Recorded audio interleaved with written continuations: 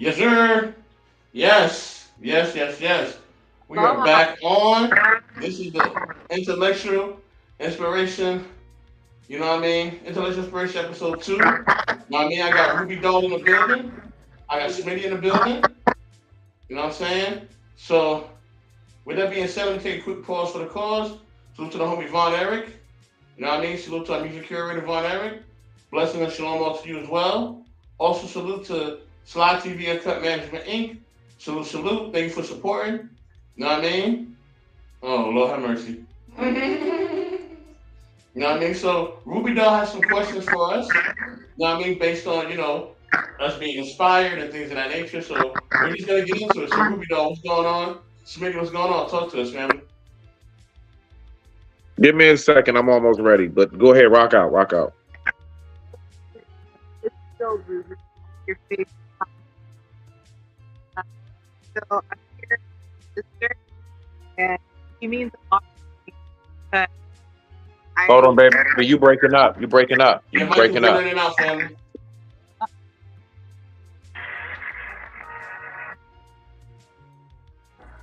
can you hear me okay? Now I can hear you, yes. Okay. So I just wanted to let y'all know that I have my sister in the house. We can call her Nene. And so I just wanted to say thank you very much, Mr. Best, for this opportunity for us to build. I'm very much in the mood for building. Let's just say that. My bad. I forgot that we No. had. No. Same here. I'm with you, family. I'm with you. Okay. No, I just forgot that you guys wanted to be. The goal was to be more involved this episode, right? And so Yeah, because you said you got some questions, so I want to know these questions. So I'm ready. we're gonna get to the questions. Is there anything? Well, is there anything healthy that you incorporated into your life this past week? Anything healthy I incorporated? I would say getting more sleep. Oh, You know what I that's a mean? Definitely getting more sleep, that and is a definitely really doing my good. exercises and all that. So yeah, that would be something that I definitely incorporated into my life for real, for real. Okay, I like that. I need sleep so badly that when I don't get it, I'm just like a baby. I'm a child, you know. Oh, thank you, sis. My bad. And so, anyways, okay, something healthy that I incorporated this past week was putting castor oil, black castor oil, on my belly button for women who have I would say ish like let's say challenges in your digestive area and in your maybe your reproductive area. I think it's really vital to encourage like holistic practices, and it's just something that I learned, and I figured why not, and it makes sense. And so uh, I like that, and I like that it's not an expensive thing, and it's not a you know um, what else have you sis, what have you incorporated in a healthy practice this week? Boom. She ain't lying about that. I came over here hella hungry and she was, doing her thing, so I didn't want to be too tempting. Um, I like fasting only because I think it's a personal thing. So it's like it's not like you guys should all fast or anything like that. It's like why do you choose to fast is a personal question, right? More like it. Okay, I like that. There's also added health benefits, spiritual benefits. Um, Very good. So, Mr. Best, do you have any questions for us? No, I'm letting you kind of drive this because you said you had some stuff for me, so I'm ready for it. You know what I mean? Well, I don't know. I don't know if it's anything out of the ordinary. I think you picked a very interesting subject, which I'm curious to know why you chose to speak about success It's success and blessed, right? Is that the answer? I mean, is that the question? Am I close? Yes, Like, yes. what's the difference? Hmm. Blessings versus success. Okay. Why is there a verse around that? Is both not one and the same? Nene is asking if both are one and the same. I mean, they can be at times, but sometimes it could be a separation. And do we know when that separation occurs? You know what I'm saying? Like, do we know when a separation between being blessed and being successful? You know what I mean? Do we know that at times it could be a separation? You know what I mean? Can we see that separation, and are we able to identify it like in our lives and in the lives of others that we're connected to? You know what I mean? Whether it's our coworkers, our family, friends, whoever, are we able to see that and like point it out? You know what I mean? Or do we think it's one and the same? Because some people believe it's one and the same, and if they believe that, it's cool. But you know what I mean? I think it's a separation at times. Sometimes, not all the times. Okay, so the perspective of the person would have to be the factor here, right? Whether someone considers themselves successful or blessed, or Yes, what? or they may think that they may think that it's one and the same, right? So they may think that if they're successful, that they're automatically blessed. You know what I mean? So, but I think that sometimes it could be, but sometimes it's not. Okay, so I think one thing that we can, I guess, suggest is that the definition of what success is and what the definition of what blessed is to each individual person would be important, right? And I'm just talking this out with you. I'm not saying I know anything. I think it's so. I think it could also be from a standpoint of being like, okay, a person who thinks on on the lines of blessed, they're more like, okay, this is from a divine source that I'm getting this from. It's not like I'm so successful because of my own personal efforts, right? So there's like a difference there, I think. If we have to think of one, what do you think, sis? What is your take on that? Yeah.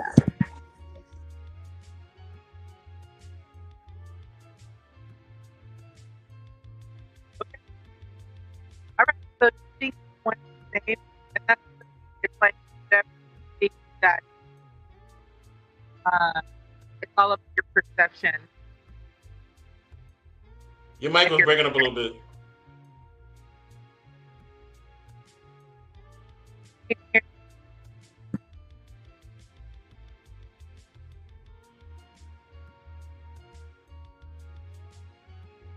okay, fam, can you hear me okay?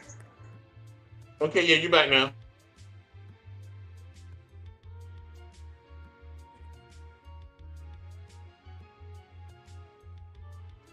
Yeah, Okay, you so back. You back now. I can hear you.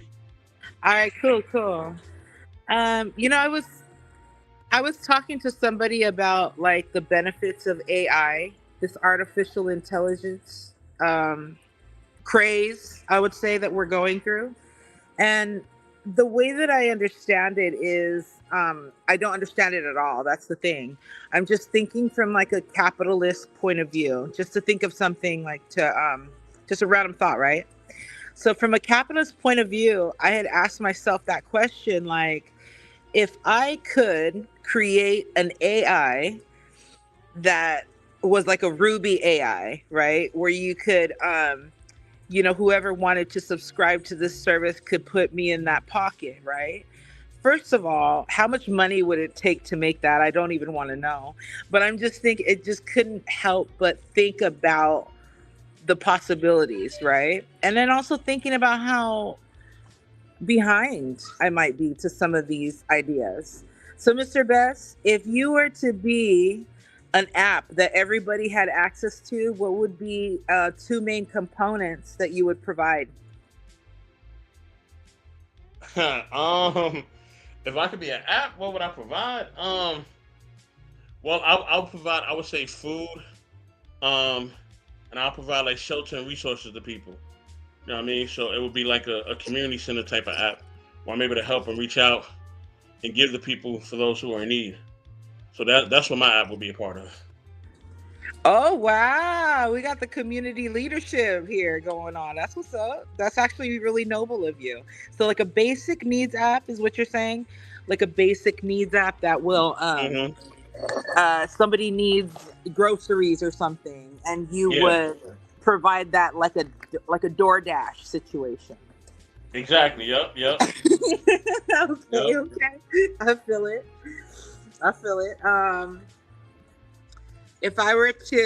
If there were to be like a Ruby doll app, I think it would be a like instant positive affirmations. I made a post the other day totally making fun of this concept, but I'm seriously, if I had to think of something like an app, right, where someone could just plug in and they could get a sense of like my personality, it would have to be definitely a positive affirmations. Like you get these random like messages on your phone telling you how dope you are.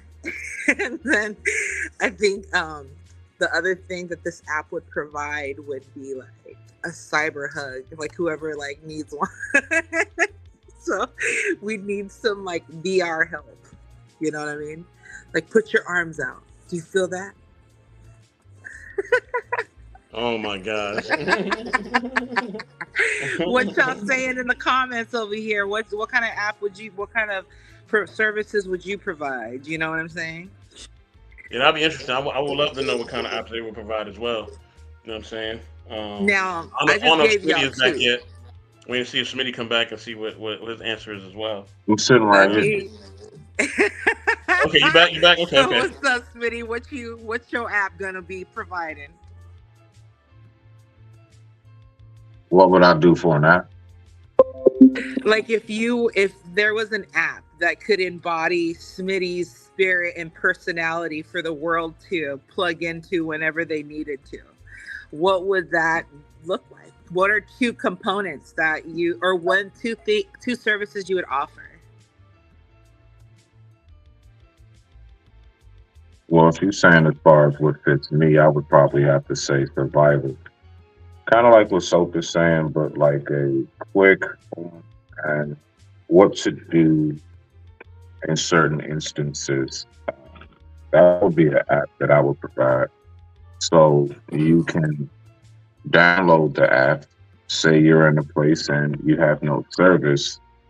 You can you can have like I guess like a folder where you can save certain questions. So if you're going out hunting and if there's certain things you want to know, you can have these things within your folder that can help you. I think one thing that's overlooked a lot with us is survival, like just knowing basic things in life outside of things that's pushing buttons. I do recognize technology is the world that we're in, and I don't take away from that. I just have more so of an outlook of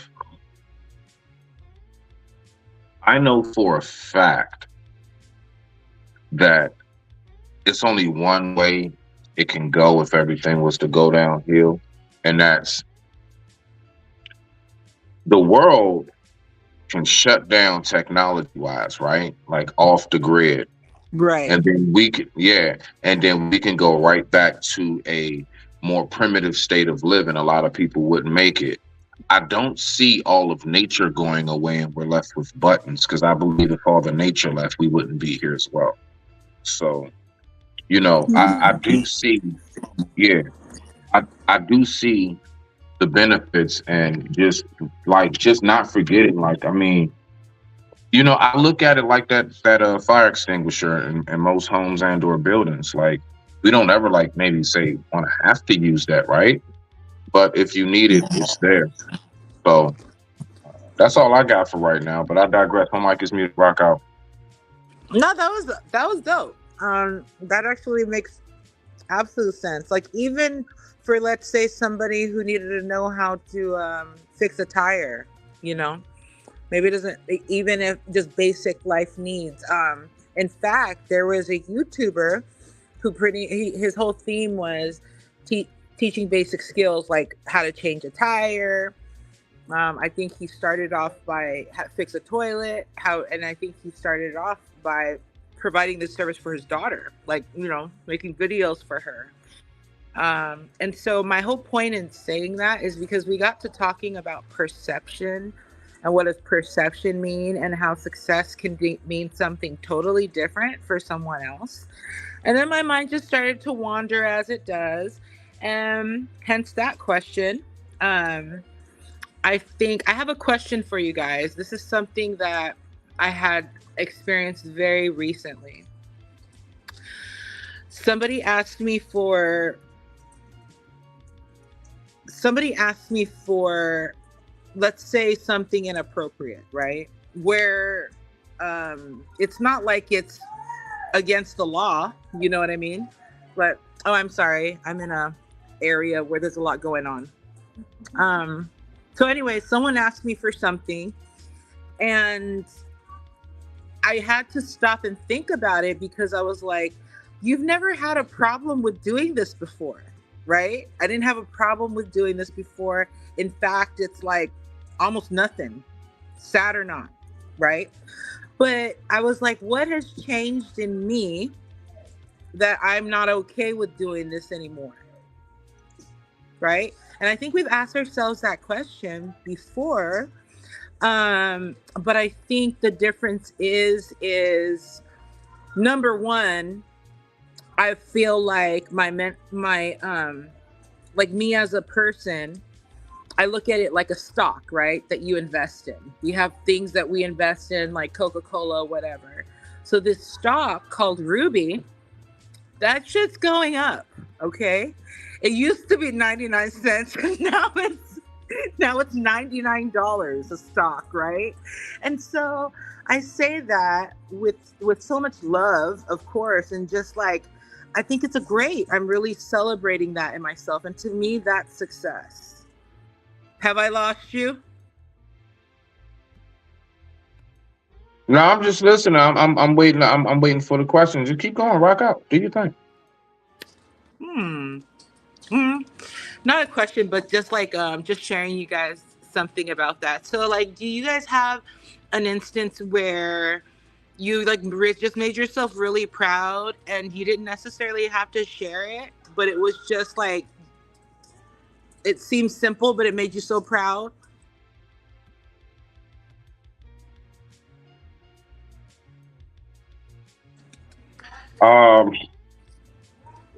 I've seen too many things in my life that has made me proud. I think as many times as I've seen some very depressing, horrendous, and horrific things, I think I can honestly say I've seen a lot more good than evil or bad. I don't even know where to start with things I've seen that I've been proud. You know what? It's actually not your fault because I asked it. I didn't ask the question properly. So let me rephrase. It's okay. Take your time. Is there anything recently, like in the past month, that you've noticed about yourself where you're like, damn, I'm really doing a freaking amazing job. Like, I'm killing this shit. You know what I'm saying? Because I don't think we don't tend to brag about ourselves very much, especially those of us that might be in leadership roles or whatever. But I think it's kind of good to be like, yo, I'm really proud that I did this, you know? I guess I could say I'm really proud of myself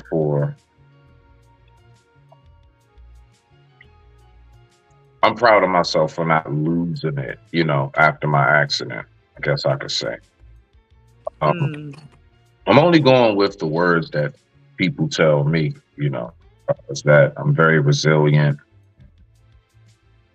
things of that nature. So if I had to, I would definitely say me being able to remain focused and not only keep myself going, but I've heard many times people tell me that I have inspired them, and I'm gonna be real with you. That is probably the best form of flattering outside of any you're cute, handsome, like your car, any of that type shit. To know that I was able to move somebody, maybe shake them up a little bit to look at life in uh, different angles of perspectives and then come to your own conclusion. To me, that's a great joy. So I would have to say for my whole accident situation, that's probably what it is for me. But I digress. My mic is muted. Rock out. Smitty, I really love listening to you. You're you helped me. You helped me see a shift, and I can really appreciate that. So like as comfortable as I am with myself and my journey, like I clearly am not going to know everything. And so I think that's why these spaces are so sacred to me. Even if someone's just like so left field in my judgment and in my perspective or whatever, y'all know what I'm talking about because I have a podcast called Motherhood, Sex, Marijuana, and we're not all gonna be on the same page. Not everybody smokes weed. Not everybody is sexually active or likes to talk about that. And not, you know what I'm saying? The list goes on and on. But if somebody with a totally different lens is like speaking on their experience, then it's an authentic and it's something that I can pull from. Those are gems. Those are the intangible things. I really like the person that I am today just because I feel like I'm taking myself seriously. So it's like this person. I'm trying to look at myself from like a outside. You know what I'm saying? Like a whole wraparound thing. I don't know if that makes sense. Maybe I'm butchering it. What about you, Mr. Best? Is there anything that you're absolutely proud of that you've done in the last month that you can share? Mm. Um, I've basically I've not sold my soul in order to make money, and that was always a challenge for me to not just bend economically to the whims of other people or even to the whims of what I believe is successful, right? So I've gotten to the point where, career wise, I want to do things that are beneficial and that are helpful and that are helpful for myself and my community and my family. So that's where that's been a big growth because before I would just take the money and run, literally, like I wouldn't even think about that. Like I'm like they pay me what I'm there, you know what I mean? But as I've gotten older and I'm matured now, it's a lot different for me, you know what I mean? So um, yeah, definitely more love. I'm never selling my soul. You know what I'm saying? Most definitely. You already know. You know what I mean? And salute to you. Salute to Mo Love. I What's see you up, in the building. everybody? What's up, Mo Also salute Love? to Ricky Webster. What's What's going up, on, Ricky Rick? What's good, Webster? bro? You know what I mean? Also salute to 100 100 Watts. I see you in the watts. building. Yeah. Watch if you can come through, man. Come through. You know, shine a light on us. Also salute to Zyrex. What's going on, Zyrex? What's going on? Salute to you. You know what I mean? Definitely support knowledge and relationships in their quest. You know what I mean? To get to 4,000 subs. You know, we are a family, so support the whole family, man. You know what I mean? Salute to everybody there. You know, and then definitely more love, as Smitty said, much love and respect to you. You know what I mean? Definitely. What's good, Rick? What's going on, man? You know What's what I up, mean? you So guys? yeah, We're everybody chiming so in. Come on happy. through. Yeah, we're happy to share with you our inspiration and our perceptions on what success is. And I think what's so fascinating is if we can tie it just to the intangible things, right? The value base. I really feel that way.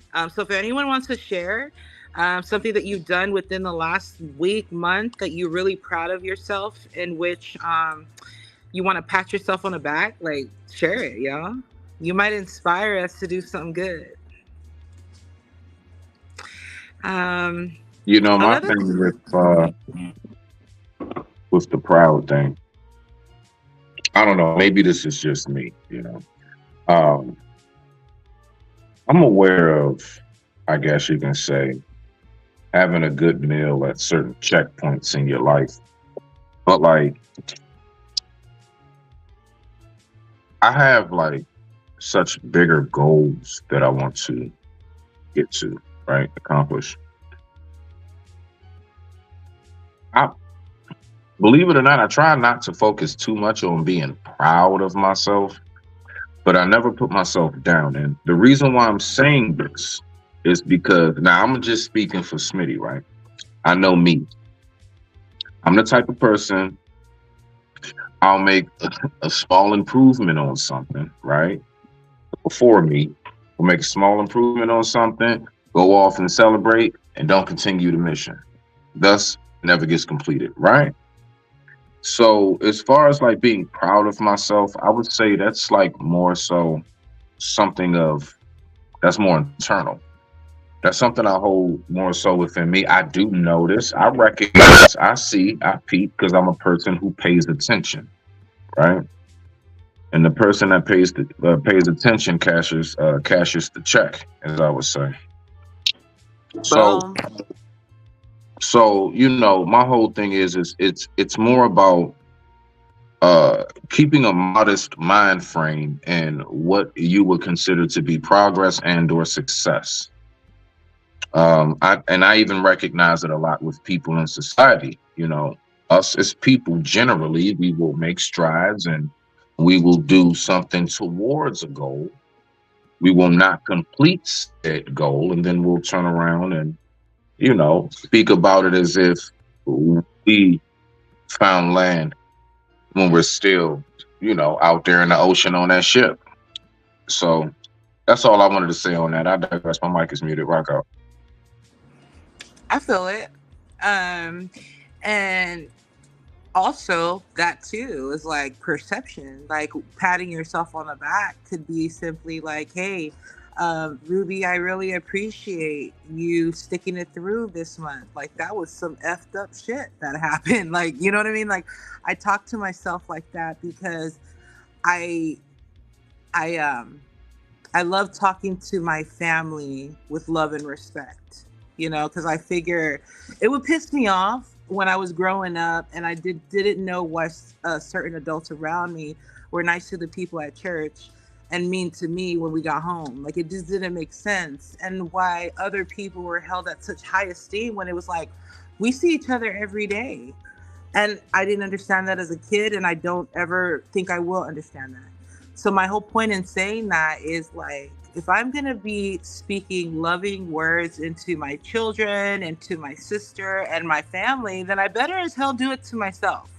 And it doesn't mean that I have to glorify myself or give myself some kind of award, or you know what I'm saying, or talk about my accomplishments at all. It doesn't mean that at all. It's just it's kind of like a prayer, like as if you would pray to like your ancestors or to God saying, I need this. I think it's in that same, I would say that same energy almost, where you're just like, that's a conversation that no one else needs to know about, Ruby, let me ask you a question.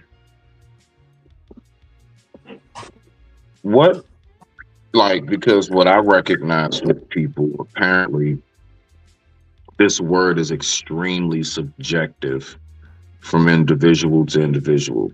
What is, I want you to describe to me, and I don't just mean like from a man intimately, just the organic aspect of it.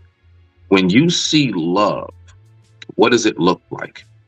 Because I notice everybody's definition of it is different. What does love look like to you? It's Wow. What do you mean? Why? Because the question is so amazing. Yeah, and I know you about to go there. Oh no! I'm just trying to dig a little bit.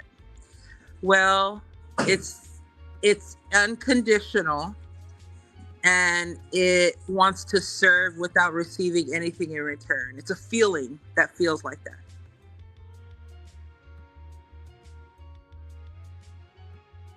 So like, when you were saying, like, when you speak loving words,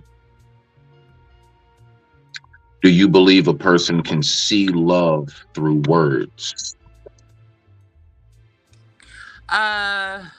Possibly. I think somebody can manifest and receive love in several ways. That's just one of the ways I love to give it. What's up, everybody? Love to me is always unsure. And then well, I feel like there's a agape love, that's a brotherly type of love. There's an intimate love. There's so there's also, I think, degrees. I used to love my wife very much, and now she's a stranger. But I have love for her as a general person walking on the earth.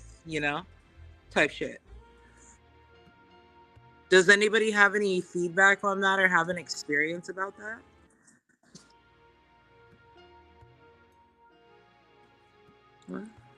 Okay, well, All right. I would say, that was a really good question. I would say more than anything, right?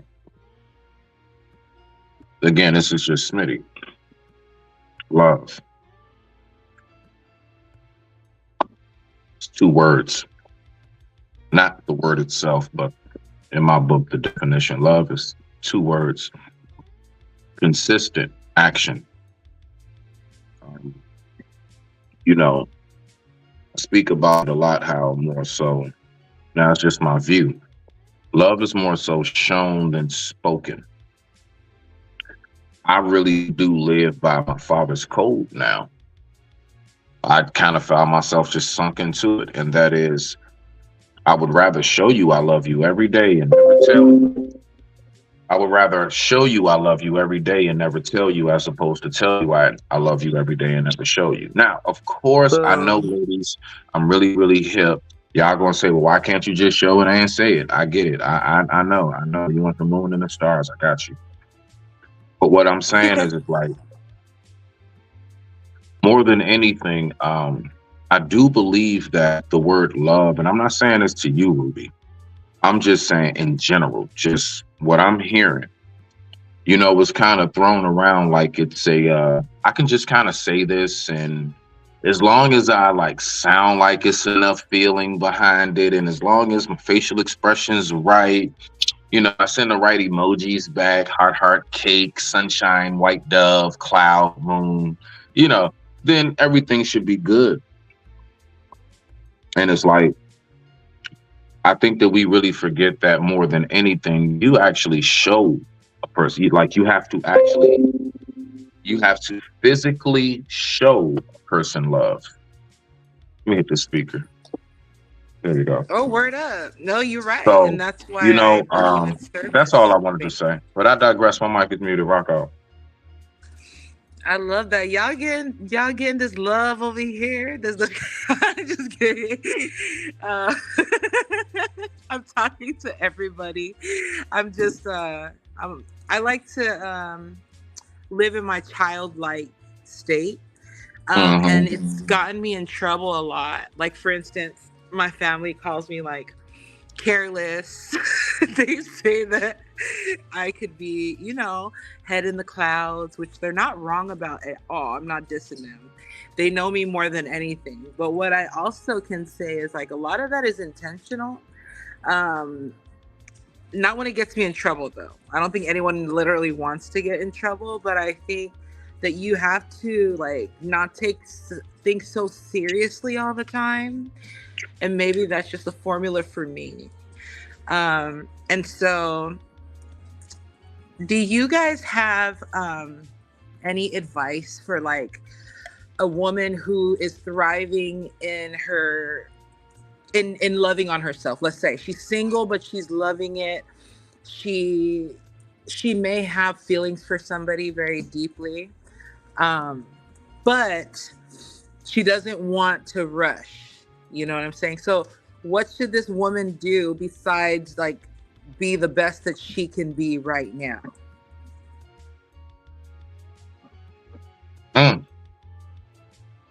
Stope, you go first, bro. Hey man, I'm out. I would say that in any aspects of whether you're single or you're married, you should always have that mindset. You know what I mean? So we should always have that mindset to be striving to be our best and to be striving to, do our best. But I think society, if you're single or married, they start putting labels on you, right? So if you're a married woman, if you're a single woman, it's well, why you not married yet, right?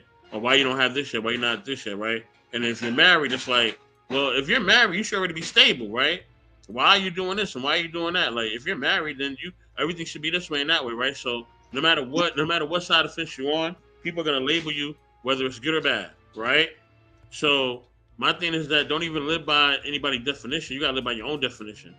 And my thing is this: no matter what decision you make, you have to be willing to live with the results. You know what I mean? So that's the biggest thing, you know. Okay, I think I'm coming back.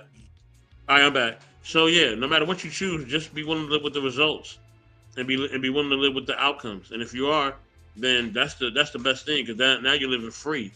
You know what I'm saying? Now you living your best. You're living your best life, so called, as they say. Even though I don't really like that term that much, but I don't like no popular terms. Y'all know that. But that is essentially what you're doing.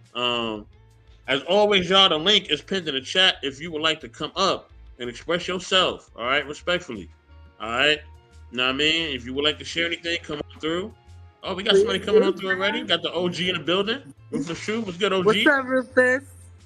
Right, Behave yourself, What's nigga. going on? What's up? All right, so let me go ahead and get this What's pizza up, so we can leave it on.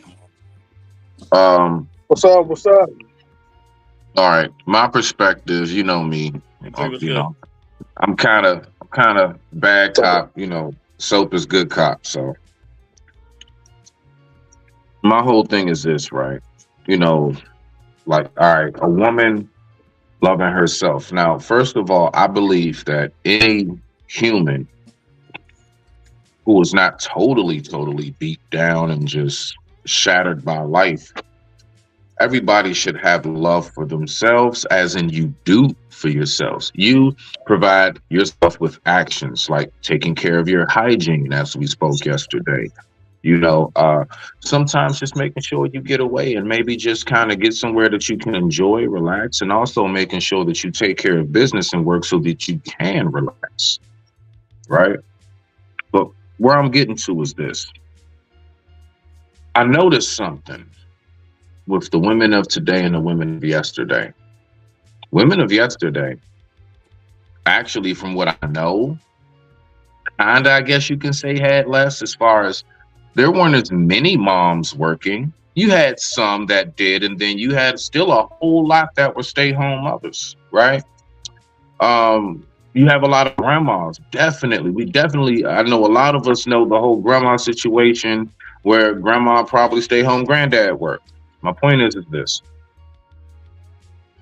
I don't ever remember no woman of yesterday talking about living their best life and or loving on them. I believe that is something that has developed because there are a lot of women nowadays who are extremely selfish, and they have to say that shit to themselves to give themselves some affirmation that at least somebody loves them, because they know they not right now have the capacity to give that love to anybody else. The reason why I've never heard my mother, aunts, or grandmother ever say none of these phrases and quotes is because it's a whole family loving them. So they never really had to say it. They show it in keeping up with themselves. You know, the main thing that I look at when I know a person loves themselves is their appearance. How well do you take care of yourself? That's like the first number one key. But I really have noticed that it's a lot of this going on. I don't ever remember man, just go back. Listen, we got to go that far. Go 15 years back. I didn't hear it. Just didn't hear that shit. So I'm not ragging on the ladies. I don't want you to think that, you know, I'm trying to shit on your parade or nothing. I get it. I get the concept and the idea behind the quotes. I 100% I do. Especially as somebody, I've had my bouts of depression and had to, you know, figure some things out in my head. I get it. You got to talk to yourself. You have to give yourself that affirmation. But one thing that I'm saying is that I do recognize that a lot of this does stem from the simple fact that when you don't want to give that love, it's very real. The universe will say, okay, all right, cool. Seasons are going to change. Days are going to go by, hours, minutes, and all of that. It's going to keep on going. You'll just be where you are, or you'll be wherever you go. Now, if you choose to go into a place that is what we would consider holy matrimony or monogamy, whatever you want to call it, It's going to be a certain amount of you that has to come out. You know, I don't ever think about saying loving on me, because even though I don't have a whole lot of people in my life, I give to the point where it comes, like Soper Tate last night. I got about 8, 9, 10 gifts. I don't know where they came from. I still haven't opened them yet. I don't know where they came from. I had about 9 wrapped up, looked like Christmas gifts on my step. No name on it. You know where they came When from. you, no, I swear on life I don't. I'm not trolling right now, dog. I swear I don't. I do not know who gave me those. But my point is, I'm only saying that to say, I know what it's like to be selfish in life, and I remember when I was in a very, very dark, quiet, lonely place to myself. Nobody pulled me out that corner. I had to come out of that myself.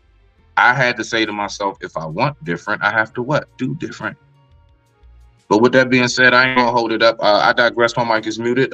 Rock out. Thank you, guys. You know, the question is kind of vague, but I was asking the gentleman what their advice would be for a woman who basks pretty much in her solitude.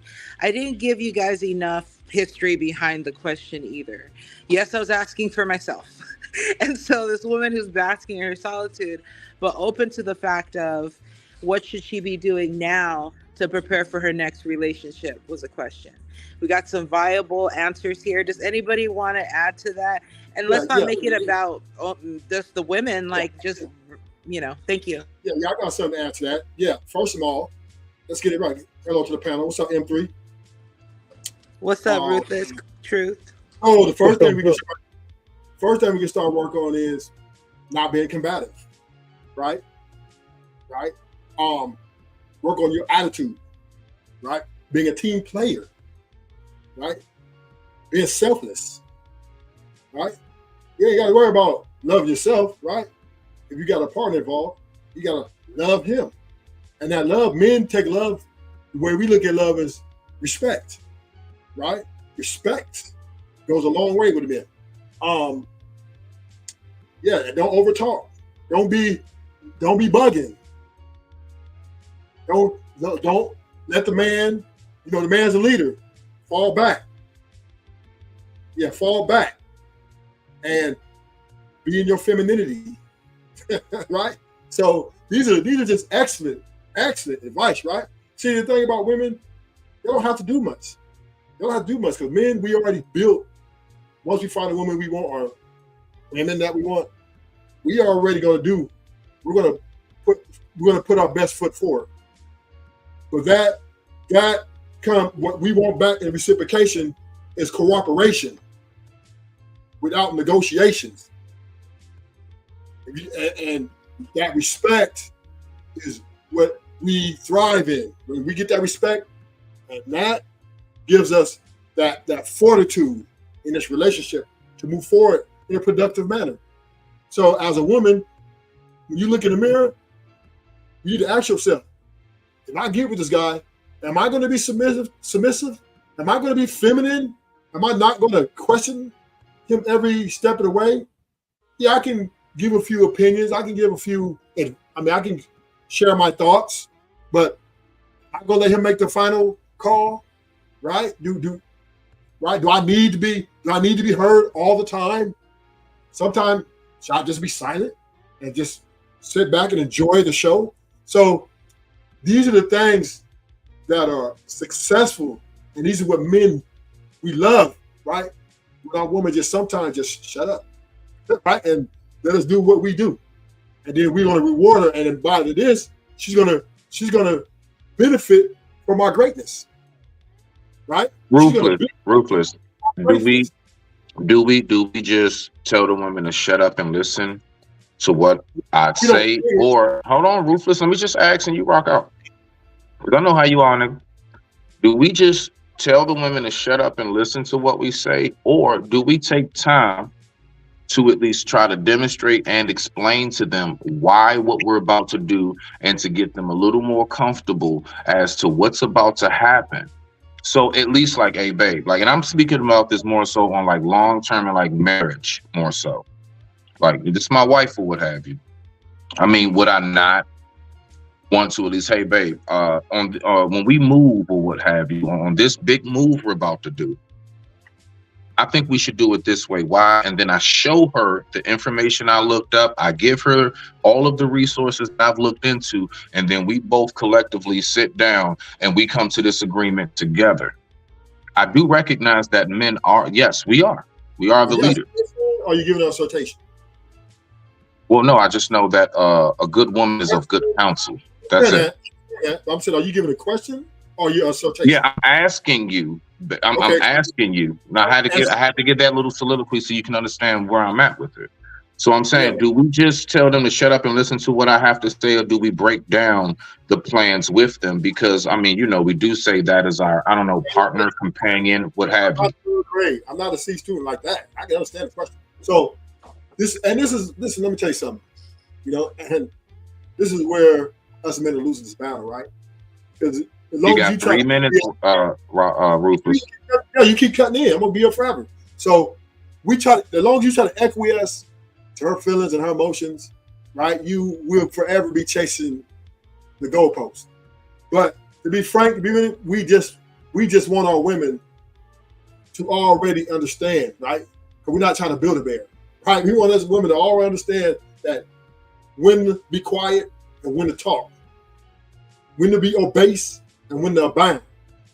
We don't need to tell. Yeah, I might not tell her just shut the fuck up. No, but I might say, okay, I need you right now to step back. I got this. So I don't need her to try to challenge me in a 50-50. Well, I'm this. No, I don't need that because I'm the leader of this household. So bottom line, women, if you want to be on a man's program and you want to get with a man and enjoy the fruits of having someone to come home to and to share the experience, you have to be ready to be submissive, feminine, right? You have to be ready to be respectful at all times of the procedure, not just when you want to be. All times you need to be respectful, right? And you got to understand your man gonna be your man regardless of how you try to force things. Just kick back, enjoy the show, right? And you will reap the benefits of his greatness. And I land the plane. All right, I'm taking a quick call for the. Thank you for that. Appreciate you. So let me give a shout out to some people that's on the check-in. All right. Unfortunately, yes, some of you have been blocked, and it is what it is. Please respect my chat, or I automatically block now and ban. I don't even explain anymore. Okay. Now, you know what I mean? Salute to Marcus. I see you in the building, Marcus. Let me try to find my man Marcus. Where he at? Marcus, I do see you up in here. Oh, there you go. Salute to Marcus. Also salute, you know what I mean, to the homie Stan Joseph. I see you in the building as well. Good morning to you, Stan. What's going on? What's up, everybody? What's up? What's up, Stan? You know what I mean? Also salute to if somebody else that checked in. The Bottom Line News. Salute. Thank you for checking in. You know what I mean? Thank you for your comments and all that as well. You know what I mean? But yes, we're gonna continue to keep it moving because we gotta get to my brother M3. But yeah, go ahead, Ruby. Oh no, go ahead, M3, and then I'm gonna explain why I asked that question so we can do a turnaround on this. Guys, give me about 1 minute. I'm just switching to my laptop. Oh yeah, no worries. Yes, sir. So these three, Ruby, feminine, submissive, and respectful. There's your blueprint right there. Hey, you know what? Right now, we're very appreciative of just all the data that we're collecting. And then we're going to crunch the numbers, analyze, and, give another opinion about that. But I appreciate all of it. I asked for it, and y'all gave it. So what's up, M3? What's up, Ruby? How you doing? And fantastic. Thank you. Salute to Smitty, Ruthless Truth, Mr. Best in the world.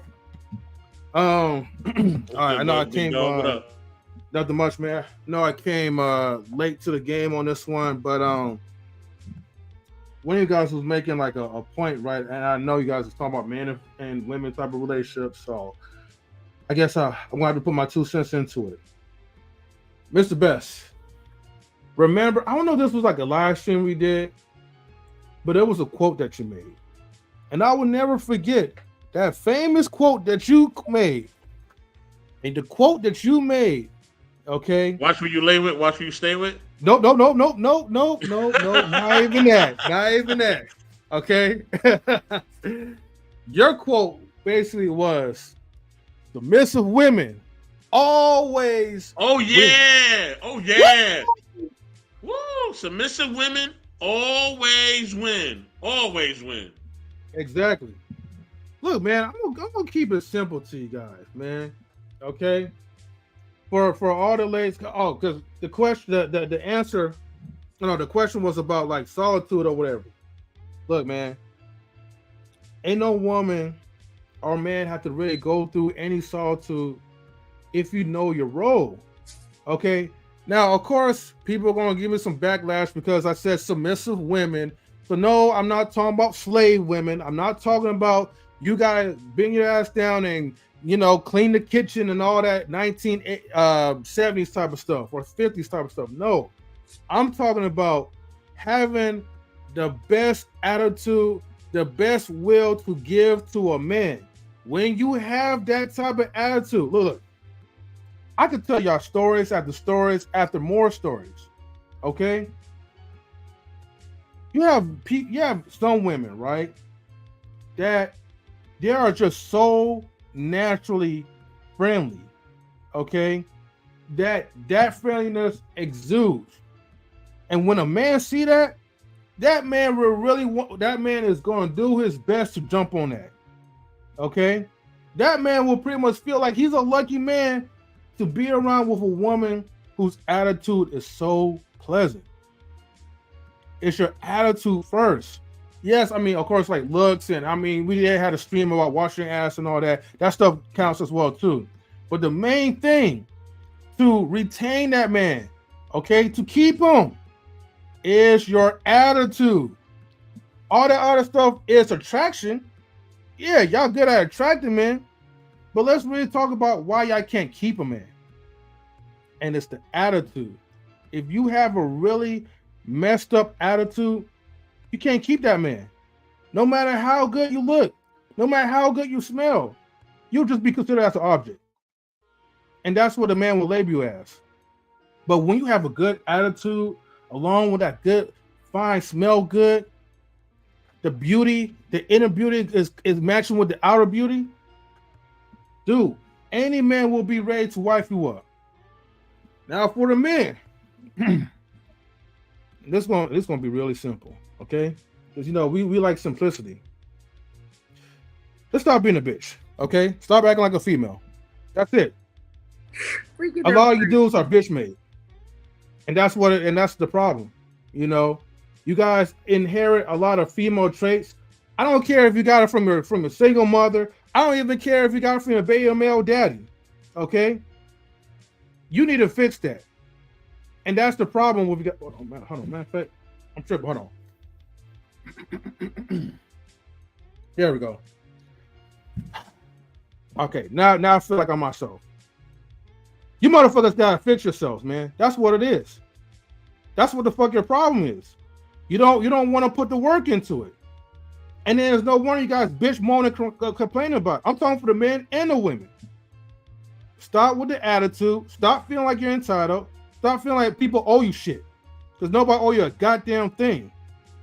But you know what you could owe to yourself? To be the best person that you can be. To be the best wife material that you can be. But everybody feel like you gotta be like a slut. You gotta show off that fake ass Instagram booty to get somebody. Ain't no dude gonna take you seriously. So let's cut the bullshit off. And as for the man, come on, man. If you're not walking in your frame, if you're not really like being like the best man you can, if you're not even taking care of your responsibilities, like simple shit. And again, you motherfuckers can't even wash your asses. Don't even have a conversation with me. Steve. Okay, respect. Appreciate that. Number 3. I want to ask this question actually. Once love is given, once love is shown, and once you know that you have given your absolute all to this person, and they betray your trust. Is that redeemable? Is it redeemable for a person who you have looked at for so long to now shatter everything that you've ever viewed them as? Is that recoverable, or is the best solution to just part ways?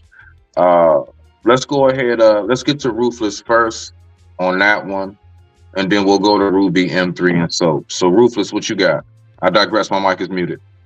Can you repeat that one more time, please? This nigga here. Okay. If you have seen, all right, somebody who you love dearly, you have put your all into this person, and they shatter everything that you ever viewed them as because they betrayed your trust. When a person betrays your trust after you've given them your all, and that's everybody's own category, are they redeemable? Is that recoverable, or is it best to just part ways? It's recoverable. It's recoverable because, I mean, it all depends on your mindset as well. And if you're thinking that, this ride was going to be an easy ride, on the freeway, no traffic, no bumps in the road, no nothing wrong, then you are delusional, right? For delusional people who think of delusional things, this might be a deal breaker, right? But for one who is built for this, right? Like a king, a true king, right? Who's built for this journey, right? Because when you're in building with someone, it's not only a relationship, it's also a journey. And in this journey, we're going to have a little few bumps, some big, some small, some traffic jams, some accidents, but we're going to fight through it all. So yeah, if my woman does something that's a little, maybe more than what I would hope for, I definitely have to wear it out, and I will give her the luxury to fix it, or maybe put it in perspective where, okay, we're going to get better at this. Now, and that is what I will give her, because I'm built for the bumps in the road. I'm already anticipating. I'm already in my bag, in my mindset, right? This is not a fairy tale. This is real life. And I'm dealing with people with flaws, people with different things about them, right? So I'm definitely going to give them, every opportunity to roll this journey with me, okay? As long as they like to stay. But what I'm saying to us people out here, right? If this journey is too much for you, right, then I would suggest that you don't even start the journey with no one. Just go ahead and get you a Rottweiler, and some Captain Crunch. And watch Netflix every night. Well, why not a Toy Terrier? Why a Rottweiler? Oh, whatever. I'll just threw one out there, right? I'm just saying whatever. Oh, okay. The bottom line is, if me as a man, if I'm going on a journey, this woman that I'm going on this journey with, I'm already have the capacity to forgive and to move on. I have the capacity to deal with rough situations. This is what I'm built for. A soldier mentality. I'm not just going to give up because everything didn't go my way or things didn't go like I thought it should go, right? As long as she's a willing participant to thrive in our weaknesses, to get better as a couple, then I'm all for the growth and the prosperity of a great journey. I digress. All right. Ruby, it's on you. It's on you, my dear. Okay, thank you. You're welcome. As with everything we've been talking about, it's also Hold on, everybody. Everybody, hold on 1 second. I'm sorry. Okay. Just want to take a quick pause for the cause, right? Give a shout out to our family, Miss Polly. Hey, Miss Polly, what's going on? What's up, Miss Polly? With your sexy ass. Hello? All respect, of course.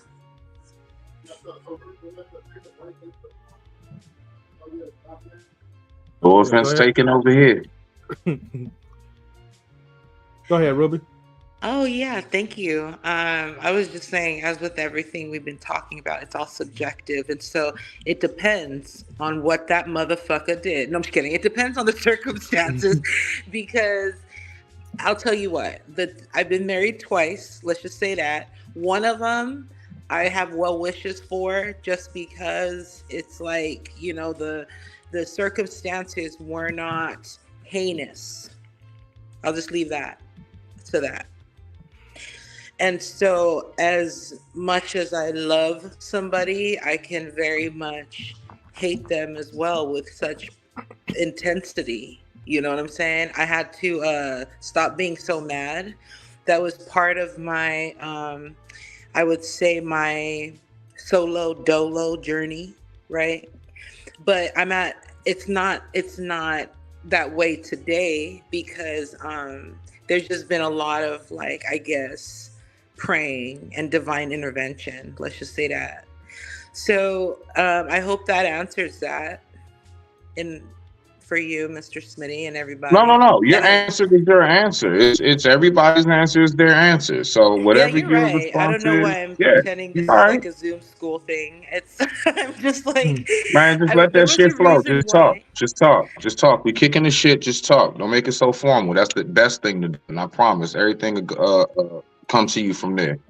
Just let it flow. Go ahead, M3. Anyway. Rock out. What's up, Embrace the Grace? We're talking about, well, the subject matter was the difference of feeling successful versus feeling blessed, you know, and then we talked about, okay, what's your perception on that, right? And then everybody shared a little bit about what their perception is. And then we just kind of went into different questions, all relating to just like a dive into the mind about how subjective things could be. And then while we're here, I asked the gentleman, I said, okay, say I'm a woman that wants to eventually get into a relationship again. What should I be doing right now? And the thing is I'm asking that question just because I want to hear their perceptions. I basically, let's just say, like, I already know the answers to that. I already know the answer to what I'm asking you guys, because it is really like what we feel inside. And I think, so for example, Smitty also asked the question just now, like, if you really love somebody that was your everything and now they're not, like, do you think you could ever, like, get back to that, right? Is that the essence? Hey, three. I mean, drive you know, it's drive real quick. I'm grabbing my meds.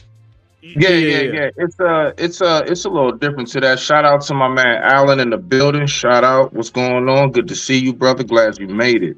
No, I mean, you know, cause see, listen, this is the thing I'm asking ultimately when it comes to this, right? M3, you got up next, of course, and then we'll get over to my man Alan to respond. Yeah, respect. Because what I'm asking is, okay, to those who say you can you ever look at that person the same again? Can it get back to day one when you first met that person? But go ahead, M3, rock out, and then Alan, we'll get to you next. You'll be up next. I digress. My mic is muted. Rock out. I like that sub question that you just asked, Smitty, because the thing is, this is situational. Everybody's quick to say, like, yeah, you can repair a relationship, but if you can't really look at that person the same as you once looked into, then you have no relationship. Some things are just irreparable, but it's by choice. It's by choice of the person, how they view you, and their perception of you, and their final conclusion of you. So once they have that final conclusion of you, I mean, you may not get that second shot. And if you do try to repair something, okay, how long would it take to let your guard down and build that trust again? So that's all just in it. Okay. All right. Good shit. I like that. Brother Allen, it is good to see you, brother. Long time no see. All right. Glad everybody's. Yeah, always, man. Always. So what you got for, man? You know, what you got? I know you've been listening. Yeah, just, you know, to kind of chime in a little bit, you know, like I always say on my channel, you know, quarters, nickels, and dimes. You know, yeah, real quick, and drop your channel in the chat. Drop your link. Y'all make sure y'all go over and subscribe to my man channel too. My man has awesome content. Go ahead, rock out, bro. You can drop your link in the chat. I will in a second, but to chime off what the brother was just saying, M3, man, yeah, it's once the trust is broken, it's kind of hard to get that back at any point, you know. And I heard the young lady also say, you know, about oh my goodness, it slipped my mind. I'm sorry. But basically about trust, man, like it's no relationship that you can have, whether it be business or personal or anything like that, that if the trust is gone, it's just gone. And you have to get rid of it. It's just like, you can't, nobody's wearing clothes that they used to wear in high school. You just can't. It's time to get rid of it. And by getting rid of things sometime also leads a better path in your life. It opens up doors for you. You hate to do it because you're still remembering what used to be. But what used to be is no longer, and it's time to move forward. And sometimes that's hard to do because you enjoyed what used to be and those memories and that time that you had with that individual, and those, especially in a relationship, that intimate time and moments and stuff like that when, they had your back and you had theirs and things like that. But it's man, once that trust is gone, it is over with. I don't suggest anybody try to fix anything that the trust is gone. I just struggle with that because I believe in repentance. But I'm sorry, Ruby. I'm sorry. I don't mean to interrupt you. Black. Somebody's in the chat room. I'm sorry, in the back chat. Blackish. Can you turn your camera on for just a quick second? Unless, do you know him, Smitty? Hold on. I don't. Let me see. Hold on. Yeah. Yeah. Let him up. Okay, yeah. for sure. Yeah. What's Sorry, up, Ruby, Rock? go ahead. we just didn't want to see any flying penises. That's why we had to confirm that. So thank you guys for doing your thing. Nah, Rock. Okay, start going off. What's up, Go ahead. everybody? But rock out now, Ruby. You wanted to go ahead and respond to what my man was saying. Go ahead. Go ahead. Y'all got a little No, bit. I mean, like, I feel like, okay, and then again, like, trust, I fuck up a lot. Let's just say that. I've cheated, I've lied, and then when I was really sorry, I feel like I deserved a chance in that stuff. And I think that that's what I mean about subjective. It's like, what are the circumstances? I'm not saying now, if you're asking, oh, am I going to have googly eyes for this person in the same way? I don't think that's possible, even just being 5 years in. Like, it's not. Those things are just always going to be constantly evolving in some fashion. But I feel like if somebody wanted like a second chance in a sense, and the circumstances were where we all kind of messed up, you know what I'm saying? Then I think it's all subjective. That was all my point was. I wasn't saying that I was trying to like go day one with this person who had offended me in any way.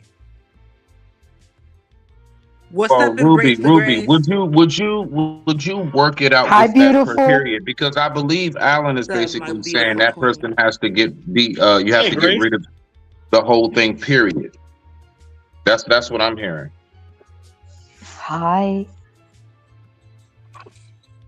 I apologize, Smitty. You were saying You okay? that Go ahead. What did you say? I was saying, I believe what my brother Alan is speaking on is saying you have to get rid of that entire situation entirety. You have to go ahead and trash the whole project. And from what I'm getting from you, you're saying it can be worked out. So, I mean, do you not even if you look at the person the same, but you can still be with a person who you have loved for very long and then they crush you. You can start that over. Yeah, depending on what happened. Okay. All right. Now, No, did respect. This, okay, No, like, answer, check it answer. out. Did this person kill my cat, or did this person go to a No, we're party talking and about have- no. Let's just go with the typical cheating and/or y'all got accounts or something. They stole from you or something. You always trusted them money wise and body wise, and they betrayed. We'll go with that. Let's just go with that. No harming animals on YouTube. These people vicious. Oh, I'm sorry. I shouldn't have said that. But I mean, like, there's unpardonable sins. We love the kittens. Yes, we do. So that's what I mean. I'm sorry to trigger. That was horrible. No, but like, no, for real. I do believe that. And I do believe that sometimes what was offensive to me in my 20s is not going to be offensive to me in my 40s. Gee, I wonder why. Alan, what you got for that? I'm okay. I want to ask, of course, from a woman's perspective, because yeah, that does make sense. You know, that goes for both men and women. What you used to do in your 20s, of course, you don't do at an older age. You know, it was a lot that I used to do in my 20s and stuff like that. I wouldn't dare do none of that crap now. I'm talking about none of it.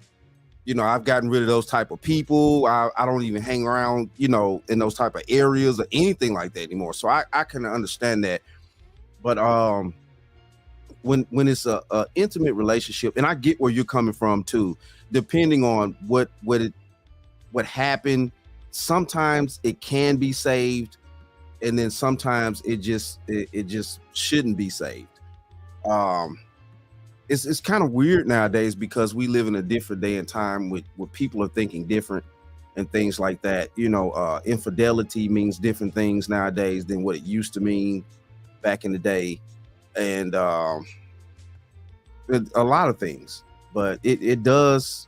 I could see your point on that. Some things you can probably work on and get over in a relationship, but there are some things that if the button just got pushed like that, it's just like a nuclear button, and it's just no way you can pull that missile back. Definitely. This is amazing. Does anybody who's next? Who else has something else? I'm sorry, go ahead. We're going over to Rock, and then we're going to get to, I believe that's Cyrax, if I'm saying it right. If I butchered that, forgive me. But we're going to go to Rock. Go ahead, get Rock a moment and stuff. You go ahead. No, hold on. Wait. Gracie. Gotta go to fan. Gracie, Rock, then Cyrax. We're going to go in that order. Go ahead, Gracie. And Gracie just went down for a second. She'll be back. Rock, go ahead and rock out.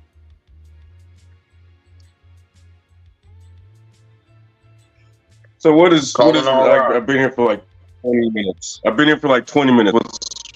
going on? What's the topic? What's up? Oh, okay. I've been hearing what you're talking about, but is we still talking about like what's? You can respond on anything that we've spoken thus far if you want to, but if you want to respond to what we're speaking about currently, can you? Is a person redeemable once you've loved them? And they've, you know, and I'm talking about any kind of relationship, like somebody you've trusted big time, and then they go ahead and break that trust. Can that be redeemable, or do you just scrap the whole thing? You scrap the whole thing because it's not worth putting any more time and effort into something that's already failed you. If it's failed you once, it's going to fail you again. So if people want to keep investing in people that's going to continuously fail them over and over again, and only realize that when they get caught, because no one's going around snitching on themselves. It's always always information that has to be found out somehow, you know? So no, it's not worth it, dude. It's not worth it at all. I don't deal with it. Just like when I hire people, I tell them, hey, if I'm not going to deal with it from my old lady, I'm not going to deal with it from you. I just fired another person today, you know, because he want to start trying to get an attitude because I want to go sit in the truck when he's doing stupid stuff. I don't want to watch you caulk, bro. If you don't know how to caulk, I don't need you. I don't need to supervise you caulking. So if I can't trust you to caulk something, and then I'm in a relationship with somebody and they lie to me, you think I'm gonna continue on that relationship? That's the definition of insanity. That's doing the same thing over and over again, expecting different results. I'm not insane. I haven't been insane since I was like 16. You know what I'm saying? So it's really not worth my time or my effort to put more into that person that already betrayed me and betrayed my trust, betrayed any self-respect they had for themselves by betraying me. So no, cut that thing loose. It's toxic from the beginning, because I consistently walk around and I make sure that I'm going to provide what I need to for my people, and I'm going to protect my people. So if my people are not doing the same thing when they go out into the world, I don't need them on my team.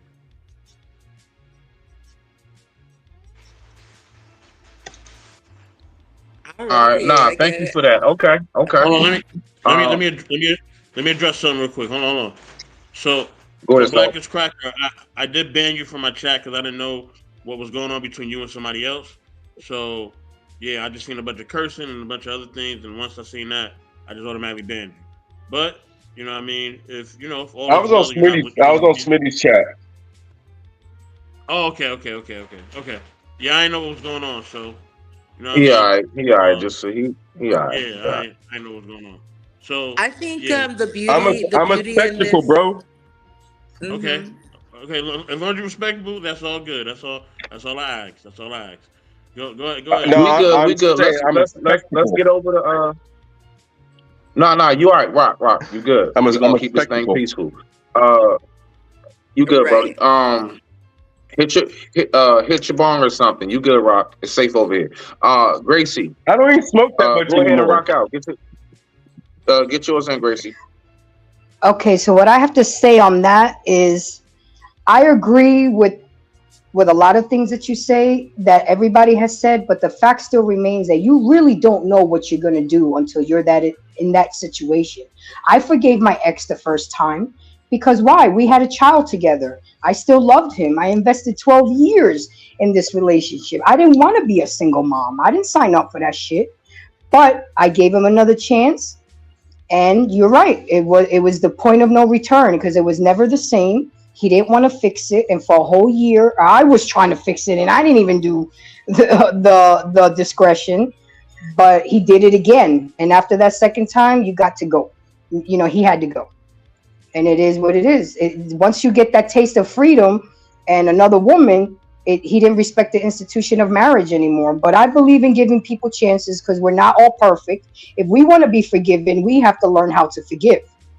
But some of us have different tolerant levels, and it's contingent That is upon the true. situation that you find yourself in. My son was only 11 years old. I thought about the fact that he's going to need his father when he was a teenager. But then a year later, you do it again. He had to go. Goodbye and good luck. I got a question though before we get to, but I'm a hold it because I know. Well, Master, I'm just gonna ask. Right? Can y'all hear me? Yes, sir. Okay. As long as you ain't singing, I can hear you. Hey, it might happen. I might do some Delphonics real quick. But listen. No, seriously though. Okay, so this is my question. I always ask women this: if a man is paying all the bills, he's handling all his business, right? You know what I mean? You're taking care of the kids, taking care of you. You ain't got to worry about nothing. You know what I mean? He even helps around the household. He does everything he's supposed to do, right? But let's say he does have a little something on the side. Y'all still leaving this brother? That's so I can't hard. answer that So because question. when was the last time? Like, let's be for real. So, I That don't is a know loaded too many question. households where the man is the sole provider, bro. Like that's Not the sole just provider. Not the not. sole provider. You Not the, said he we paying don't. for everything. That's sole provider. No, what I'm saying essentially, whether he's the sole provider or not, he's contributing to the household, right? As it stands. Y'all know the dating market out there. So you want to Okay. go back out there with the wolves? You know what I mean? Well, no, You I already, mean you that already, was basically around to my question. Basically, you're basically hinting at it. Like to make it simple, is it easier to stay or go once that's happened? Whether it's business, friendship, or intimate relationship, you can think of you can make your scenario of either one. We're not making this just about love. No, intimate, business, or friendship.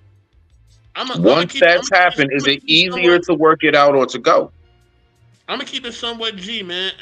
And maybe I'm a little bit off on this, but I don't know. I'm gonna just say this, man. Look, look for the women out there, man. If you got a man, and maybe I'm a little bit trolling, and maybe I'm a little bit serious, but it's kind of a little mixture of both, right? And I don't. Matter of fact, I don't want nobody to stay in a relationship where you're not happy. Okay, I will say that. That's me seriously, right? But for the sake of the show, I'll be a little bit entertaining. Now, for me to be entertaining, I'll say this, right?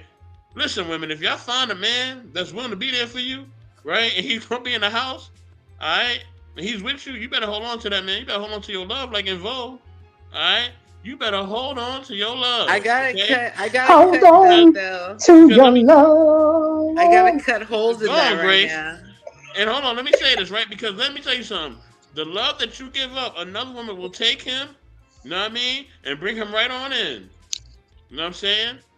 Hey, look, it's I survival. so It's I a do hold on, I hold on, Smitty. It's survival of the illest out here. It's survival of the illest out here, baby. You man. know what I So mean? I Let's keep do it 100. believe that us as men too have also come across a good ass women that during our wild days of just freaking and dipping, we didn't missed out on a good ass wife too, bro. I Oh, don't look at that as just one. I'm dead I have. ass. I'm I'm, guilty. I'm guilty. come on, I, guys. Come on, yeah. come. Say it But for him, I'm Alan. not saying we Real not. shit, bro. no, I'm not That saying go we for not. us But here's the too. thing. I'm Here's gonna the tell thing. Not you. even on no We can weak make. shit, Hold but on, just hold on. Let me say this. realistic. Let me I'm gonna land tell my you what plane. I Let me land my did though. plane. Let I'm me gonna tell land my you what plane, I though, did. family. Let me Okay. land my plane. I'm gonna let y'all rock, right? Because we gotta get the Zyrex. I'm gonna get the Zyrex, then we gonna go Yeah, back to yeah, yeah. You at the my brother Cyrex, Alex Keller, Alan. right? We're gonna get to you on that. Now listen, right? This is the only thing I'm trying to say, right? Yes, that's true, but we gotta also understand, right? Men are able to make babies until the time that they're not here anymore, right? We have to consider these factors, right? Now, like I said, I'm only being entertaining right now, right? I'm being entertaining. Please do not take me seriously right now. I'm just entertaining, right? Now, Nigga, with say that that being shit. said, if a woman has a man and she finds a man, right, and he is healthy, able, and capable, you better hold on to him as long as you can. All right, go to counseling, do whatever you can. You know what I mean? Handcuff him to the bed. I don't care, but you better not let that man go. You let him go, he gonna go with somebody else. There's gonna be some lonely days coming. I'm telling you that. Just It's keeping it easy G. to fall in some pussy these days, y'all. I'll let your boy. All I'm gonna say is you heard the woman. Cyrex, what you got for us?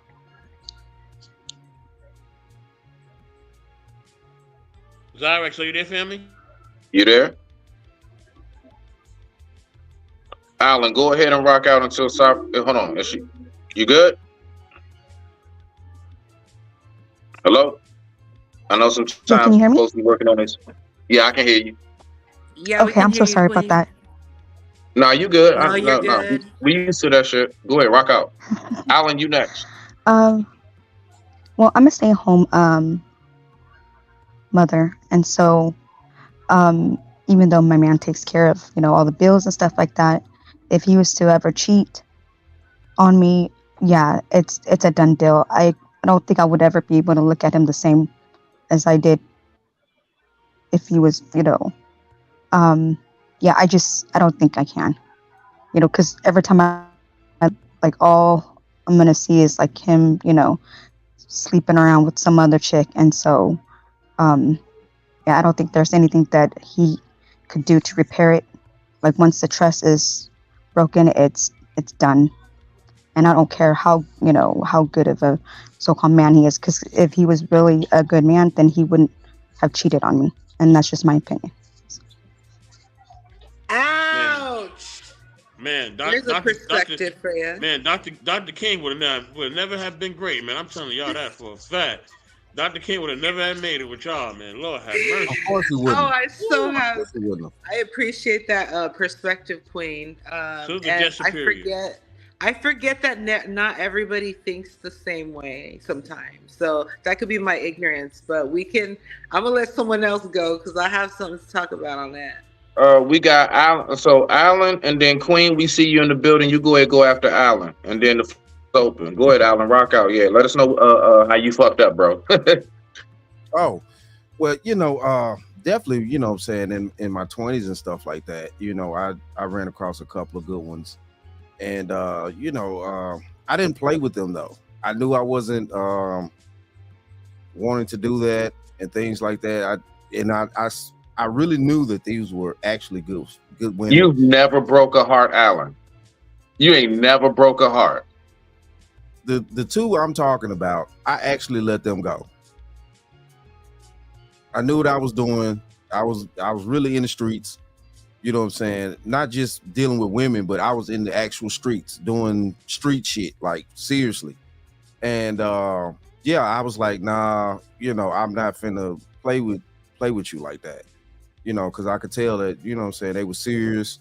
They was one, something long term. At that time, my head was in a totally different space, and I just didn't play with them like that. So, I let them go ahead on and go. And,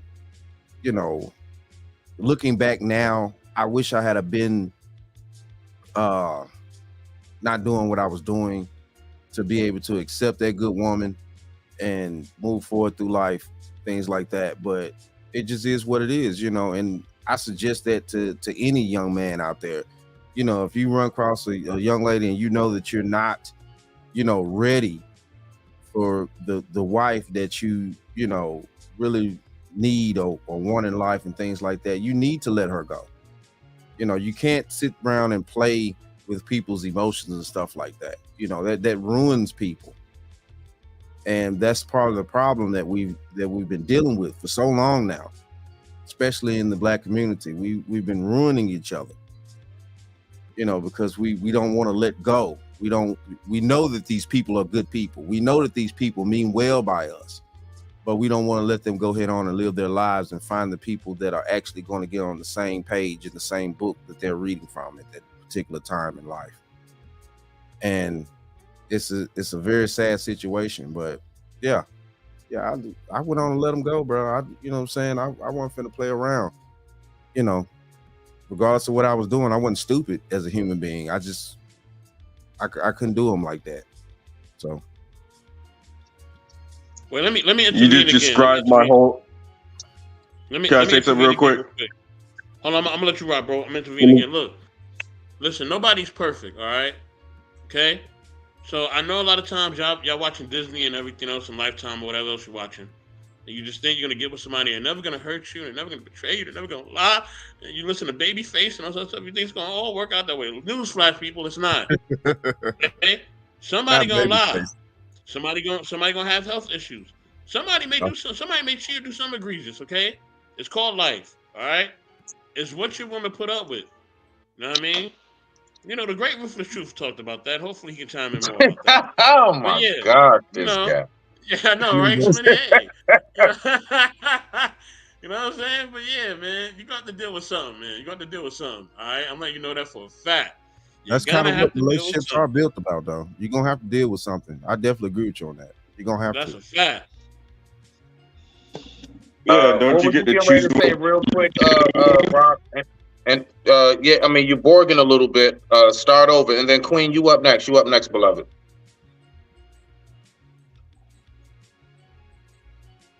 Is it still messed Rock. up? Hi. Nah, you Oh, good go now. ahead. You good now.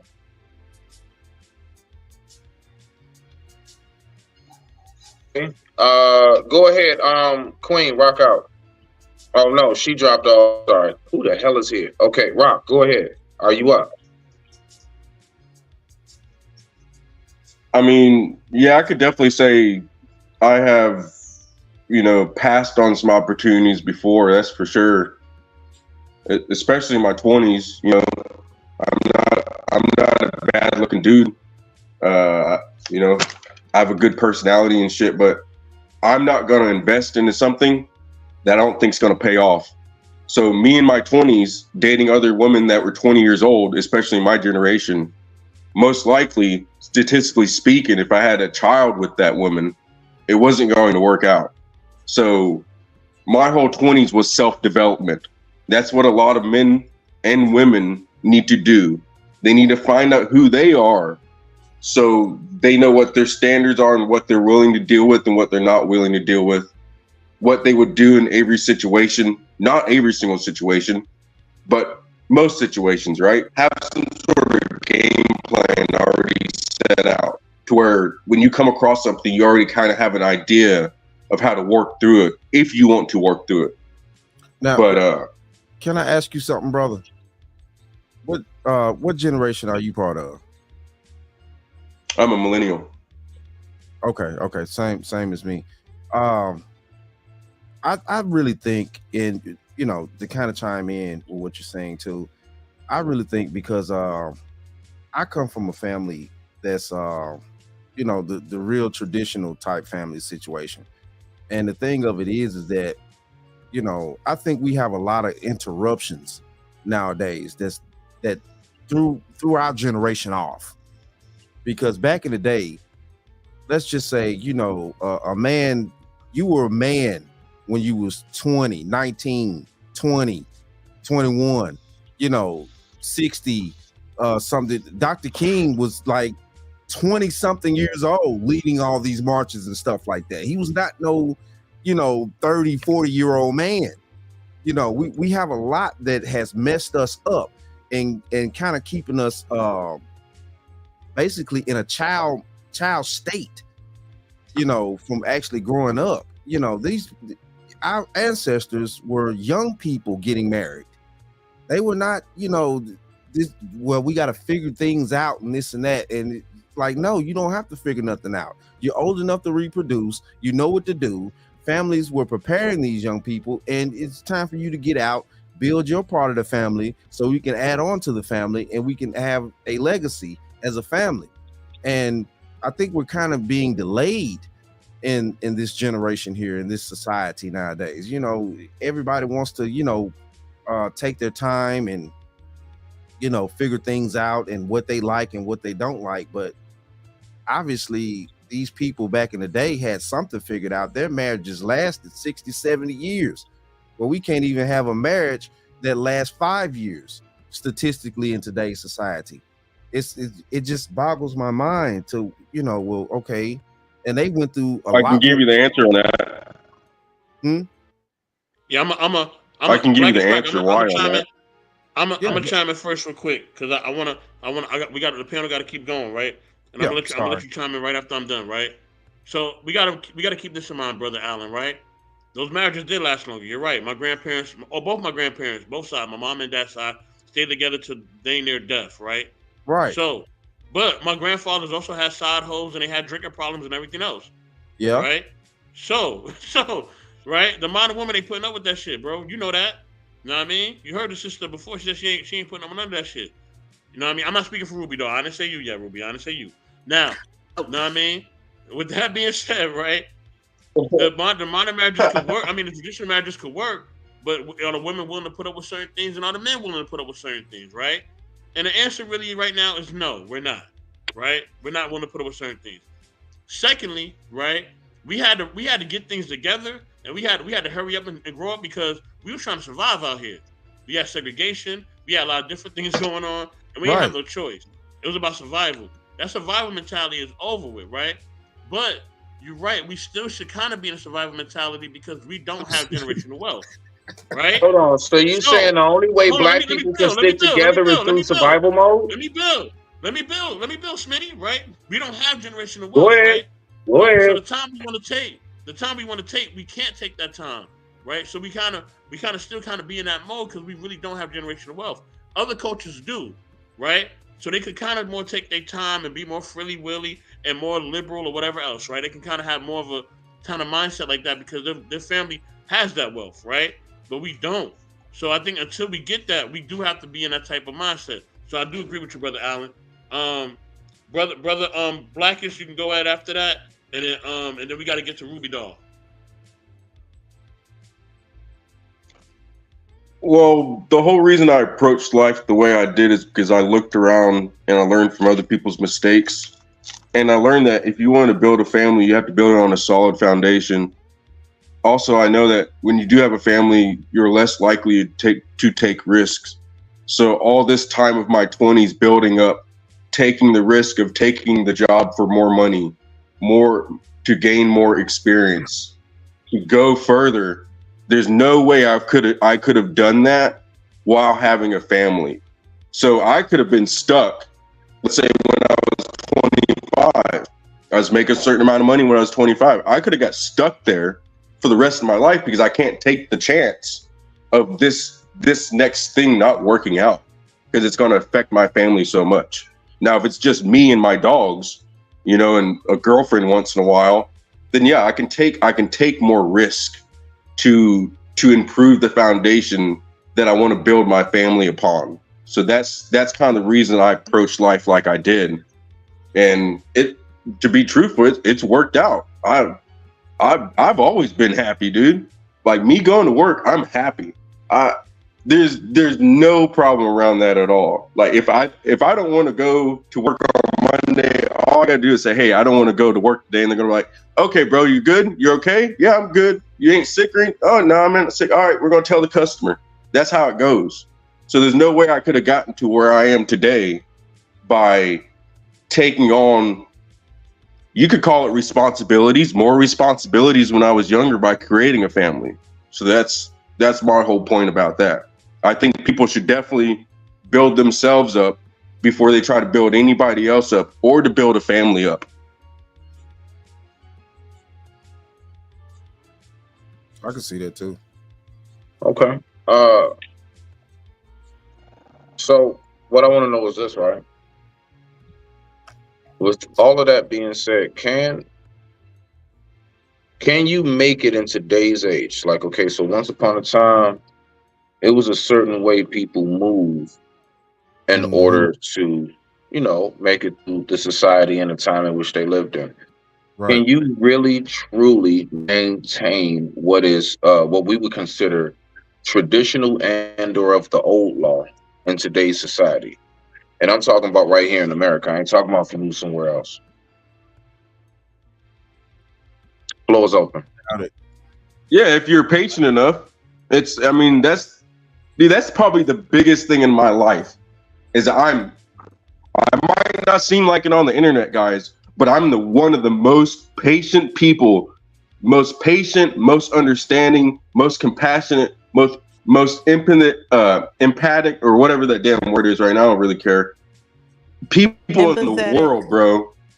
Empathetic, yeah. Appreciate that.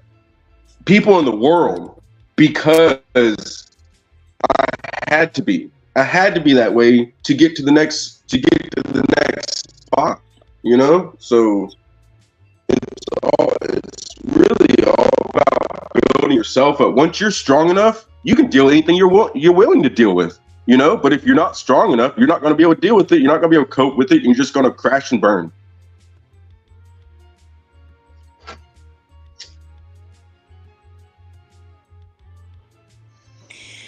Okay, we're gonna pass it back to Ruby because Ruby is driving.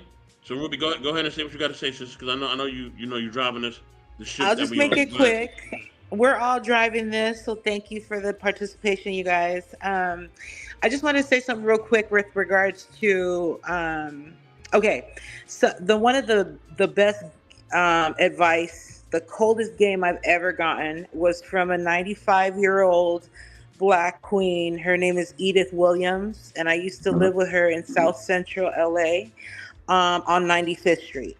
So long story short, she would tell, I cried to her one day because her son, who I was in a relationship, was cheating on me. And I just was like, I didn't know who to turn to. My mom wasn't fucking with me. And so it was just like, Mom, I was calling her, we called her Mommy. I was like, Mommy, I don't know what to do. You know, I was a very different person, so I can empathize with my sister girls on the specific mentality. She said, after she reminded me of how out of sight I am, she said, it might be a good idea for you to enjoy some coffee, maybe with another gentleman. That doesn't sound too bad of an idea for me. And she wasn't telling me to go sleep around and mess around on her son. It wasn't that. It was, know your worth. You can still go and you can still get what you need without selling yourself short if you want to be in this monogamous relationship, which I was taking very seriously.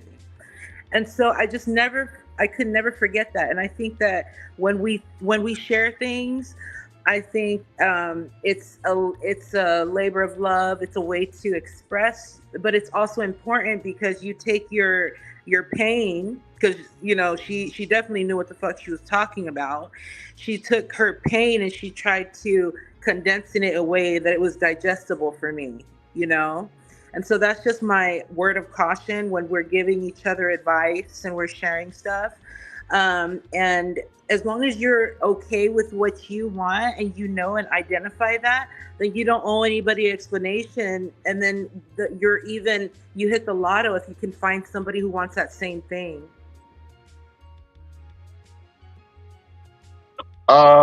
We have the oh so lovely, don't you play yourself, Queen in the building. Queen, are you there? Woo, what's up, Queen? Are you there? Hello, hello, I'm here. Okay now. I'm pretty sure you've Queen? heard what the question was, or you can respond to what you want. Rock out. The floor is yours. Well, I wanted to talk. I came up earlier to talk about the perspective of, forgiveness in relationship and being able to heal and get past things. I think you can mistrust. I think nobody's 100% honest. Nobody's 100% transparent. We all lie. We all have hurt people or misled people. So to say that, oh, you've never broke anyone's trust, I don't know. I beg to differ, but that's just me. But I do believe that people can heal from things that happen in relationships, is whether you guys both are willing to put in the work. And if you have to bring it up or refer back to it, then you can't. But I do think that if you are willing to put in the work, I do believe that you can overcome a lot. But I don't think in this mindset we have today, we don't have to. So, back in the days, a lot of times they had to overcome a lot. They had to fight. They had to stick together, or, daddy had a way at work, war. I mean, whatever the case may be. So I think when you have the mindset of you don't have to do anything, then, I don't think it will work out. But I believe that you can overcome things. It's whether you're willing to put in the work to overcome it. And a lot of people don't want to do the work. They just want what's easy. So, and that's why we have so many drive-through relationships. Oh, Right. you blinking at me wrong? I'll go get the next chick down the block. But you don't realize that you keep getting the next chick. You're not dealing with you. Or you get the next dude, you're not dealing with you. So, yeah. Lack of Somebody's accountability. always willing to pull up with a little bit of bullshit. Somebody's always willing to put up a little more bullshit than the previous person. But is that what you want out of life? If that's what you want, go for it. Good luck in life. Have your cake. Microwave cornbread instead of actually making the real cornbread. And then wonder why you have the C word later. What's the C Or word? high blood pressure. Okay, I hear you. I don't think C-word, I don't know, cholesterol, I don't know. Listen, this is what I want to know, No, right? the other So one. I know I'm messing with you. What I want to know is, so I hear a lot of these things spoken, and I'm gonna be honest with you. As a man that definitely I want to be a husband, and I hear a lot of things that's very discouraging. And so I'm just saying, are we at the point where, would you say most of society agrees that it's better to just go ahead, I guess you can say, be common law, rabbit ears, as opposed to actually jumping the broom? Like, are we getting to the point where actually jumping the broom is becoming obsolete? Like flip phones and VHS. I digress. My mic is muted.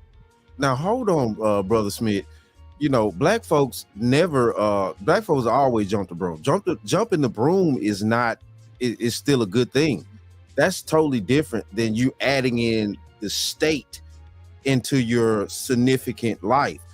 Once you go down to the courthouse and get those papers and you're signing documents, you two people are actually signing documents to invite the state into your situation as a married couple. Just like child support. Right. If a woman never goes down to claim child support because she could get certain type of benefits and things like that, then the government is not going to be in your business at all. Period. They're not. So, we're making conscious decisions to go down and get these pieces of paper that, you know, marriage certificates and things like that. You know, when back in the day, the slaves, they never got a certificate. They jumped the broom. That's what jumping the broom started, you know, and things like that. You know, it used to be, you know, long as you're pastor of the church that you and your spouse belong to together, the unit, which was also the community, got together and the pastor married you. The state was never involved in these things. Not until recently the state got involved, you know, especially after what was it, Reagan, President Reagan had the no-fault divorce come in and things like that. They started trying to make people actually go down and get marriage licenses. You know, you needed a license to marry. You know, you go back, you know, really 70 years ago, you didn't need a license in order to get married. Your pastor would marry you. And that was just it. You know, you didn't need a state license in order to marry. They started adding that in to kind of keep up with people, keep up with numbers, stuff like that, be able to, you know, they added on, you could get certain tax benefits from being married through the state, stuff like that. So they, you know, it's all a trick in the game, you know, and that's what happened with this marriage situation. I'll say this, right? I think the way relationships are done, is age specific, right? So if you have anybody that's below the age of 30, they're gonna date completely different than us who are 30 and over. Right. If you're 30 and over, you're gonna date completely different, right? But we're not dating like the old school cats either, though. The old school cats, the old heads, they date completely different and get married completely different than we do, right? What, they courted better? Huh? They courted better? No, they just did they did things differently. I won't say it's better. The whole process was different. Maybe? Yeah, because they didn't have technology. You know what I'm saying? We invented technology, so we're gonna approach it differently. We the generation of the Zuckerbergs and the Elon Musk and all that. That's us, right? I think we perfected it, but I think they got the ball rolling. But go ahead though. I get you though. I get you. My bad. I get you though. Yeah.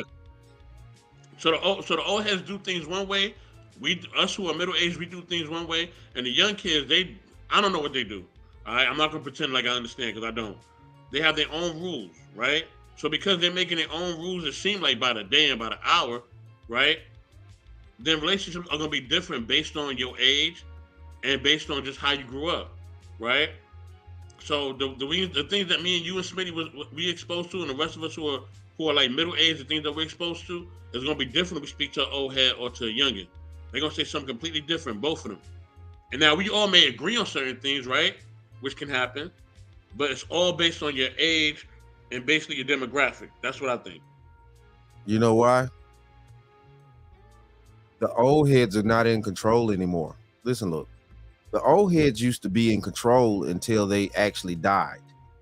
You wasn't finna dispute what Big Mama corrected the chicks in the family. She kept them in line. Baby girl, that skirt a little bit too short. You need to go there and put some clothes on. You know what I'm saying? Big Daddy, he didn't sit there and allow his sons to sit around all day, you know, not doing anything. You know, I grew up with the men in my family, man, on Saturday, as a young cat, you need to get up and out here and do something. Cut some grass. You finna do something. You're not finna sit around this house on a Saturday. You know what I'm saying? And I would be like, well, why am I moving these bricks? Every Saturday, one of my grandfathers would get me up and do something. If, you know, depending on, you know, which grandparents I went to visit, things like that. You know what I'm saying? My parents took me to, stuff like that. But no, it's just, you know, it was like, no, you're not finna sit around and not do anything. You know, and since the community is basically destroyed, you don't have men around to keep these young men productive and to keep them at a heightened level to where they know how to, you know, get up every day, you know, do something, you know what I'm saying, to make themselves better people. And you don't have any of the elder women to keep these young women in line, you know, and to keep them from walking around every day with, you know, basically the night ladies uniform on. Every day. chicks walk out with the night lady uniform on all the time. Now we've come to a point to where men are desensitized to seeing women. We don't even have our male imagination about women anymore. If you really think about it, we don't. Nah, yeah, because everything is shown. I ain't gonna lie. It's nothing to fantasize about. Man, it used to be a treat to wonder what Keisha had up under that skirt. It used to be a treat. It ain't no more. You so desensitized to that's the reason why men can nowadays go MGTOW or monk mode. And it's easy to do that now because we seeing it every day. I like to interject something in here, and I hear y'all saying, and I agree. Go ahead, Ruthless. Go ahead. Then after that, I got a question real quick. I mean, after that, y'all rock out. Go ahead. This is the reciprocation of civil rights movement. Eventually, a place where this is the way these people. This is the way they see. This is the way they like it. This country is ran on a government regulated system, right? And black people, instead of trying to do it away, we ran too. We want to vote, and now all the people we vote for are passed all these type of things, and these women get stronger and stronger. All women rights, feminism, LGBTQ in the classroom, right? They got the rainbow flag, like it's just a thing to do, right? This is what your fathers, your mothers works for. This is the paying in full. So at this point, you got to accept it, right? Because there's no turning back now. And, we had a debate with the brothers on the panel the other day. They're talking about I'm American. Oh, sure. The box is open. And I'm really looking at them like, do you not see what type of evil this country is? They don't even like black people. For real. Yet we still want to participate in their jungle, and we want to be a part of them, and then we turn around and complain and say, well, we don't like the way y'all teaching this homosexuality stuff. Well, we like the way you letting out this sexual liberation thing. Oh, why'd y'all give them so many rights? And they're looking at us like we don't really care what you think. This is how we rolling over here in America. So you either with it,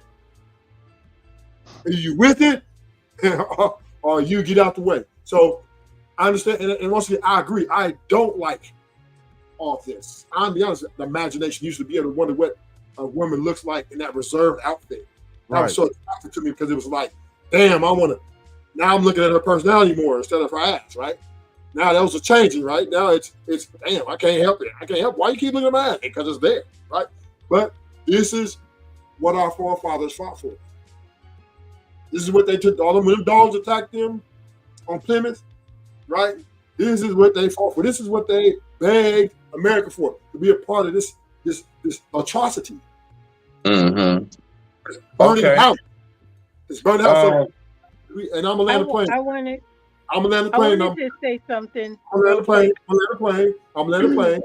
And I'm floor's open. Yeah, no. You're okay, Ruthless. You're good, Ruthless. It's okay. Rock out, Ruthless. Go ahead. And then who was that? Was that Queen or Cyrax? Was that you? Oh, Queen, go ahead. Yeah, you got next. And then okay, I got you, beloved. Go ahead, Ruthless. So bottom line is, right, this country has bought our women from us. They sold and took our women from us. They're taking our family from us, the kids, right? Giving kids can be whatever they want to be, right? And they can come out and say, I'm a woman. And if you do not comply, you can die, right? So this is what's happening. This is what's going on. They took from us what we once cherished.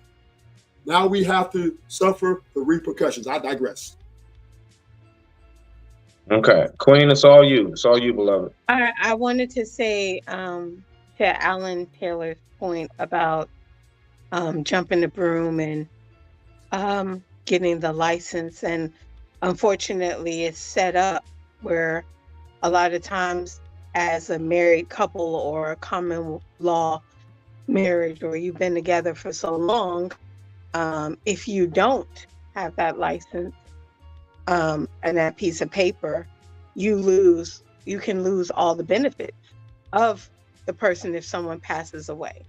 I know someone whose father passed away, and the mom and dad were never married. They've been together for over 40 some years. And when he passed, she didn't get she didn't get nothing from him. She didn't get any of the benefits of him working and retiring, nothing, because they said, you're not his wife. Thank you. So, I mean, he gave her what he could. Let me ask a serious question here, because yeah, I got something for that. Did at that point, before he passed, you know what I'm saying, like, did he structure a will in his life? Did he have a will? Because I have a will. You see, this is the responsibility as men. We also have to think about providing while we're living and also providing when we're gone. And these is one of the things that we definitely need to understand. I have a will. I have instructions, regardless of who I'm married to or not married to, legal or not. I have instructions of who I want what to go to. No, I'm talking about like his Social Security and his stuff like that. That's what I'm saying. Can't have a will for that. You can't have a will for Social Security. The Social Security will say, they said, you are not married to him. You do not. Maybe it's state to state, y'all. Maybe it's state to state. It's state to state. Maybe it's state to state. But they told her, that's not what my lawyer told me. You are not getting the benefits. You are not getting the benefits because you are not married. So that's why it's important to know what the laws are in your state. Certain states it's okay, but certain states it's not okay. So unfortunately, if you don't have that piece of paper, you can lose out on, and now here you are on a fixed income when you had two incomes, and he worked his behind off to make sure you were good. Now you don't get anything. And if you don't put the person on the stuff from your job, they won't get it as a beneficiary, you know? So just because they're married, you know, like you got to go through all this red tape, and it's, you know. So that doesn't have anything to do with marriage, though. That has everything to do with Black people not doing paperwork. Estate planning. No, I said I'm talking about Social Security and stuff like that, and it does have to do with the state where I live. If you are not married to that person, you will get nothing from them, no matter how long you've been with them. You won't get their Social Security? No, you won't, because you're not a wife. Yeah, you don't get other people's Social Security after they die. But you're not. She's talking about the money part. I'm talking about. Never mind. I'm talking about. I grew up in a family that. Never mind. Half my family was on Social Security. Hold on, y'all. Hold on. Let her let's relax. Yeah, she was. We good. No, we it's good, all, baby. We good. We good up in here. And I'm not going to talk about that no more. Because, you know, or the benefits from your job, whatever. Some states you have to be a wife. You cannot be a girlfriend. You're not going to be a long-term partner. That's facts. I deal with it every day at my job. Second of all, I would like to say that, unfortunately, yes, like you said, Big Mama and Big Daddy, you know, when they came in the room, people acted different. So because they're no longer here, we can't keep saying that, oh, things are just going to be the way they are. What are you going to do? So I'm a mentor. I work in the field. I do, you know, I'm a social worker. I work several hats. And so even on my off days, I'm still working somewhere, right? So in that aspect, I'm always in the community, and there is a community. It may not be as strong as it once was, but there is community. There are people who are like-minded, going for the same thing, pushing for change, and pushing to make a difference. And I'm a part of that crowd. I'm not going to sit around and say what's not there, because I see it. It's there. It may not be as big, but it's there. And also, if you want people to act better, stop rewarding bad behavior. It's just like children. It really is that simple. You want the thoughts to stop being thoughts? Stop praising them being thoughts. Y'all praise them. That's why they continue to be thoughts. The younger girls see the other girls winning. Where's the lie? The younger girls see the other girls winning as they walk around half naked. They see them walking around with the Louis Vuitton, the Balenciagos, the red bottoms. They see them winning, going on trips. So what you think they're going to do? They're going to follow that route. Right. See, how many times do you whistle at someone who's fully clothed conservatively, or do you holler at the girl with the big booty, BBL, half naked? So you got to ask yourself, that's on you too. What are you promoting? Are you promoting the girls who are trying to do something? Because they're out there. It's plenty of them out there.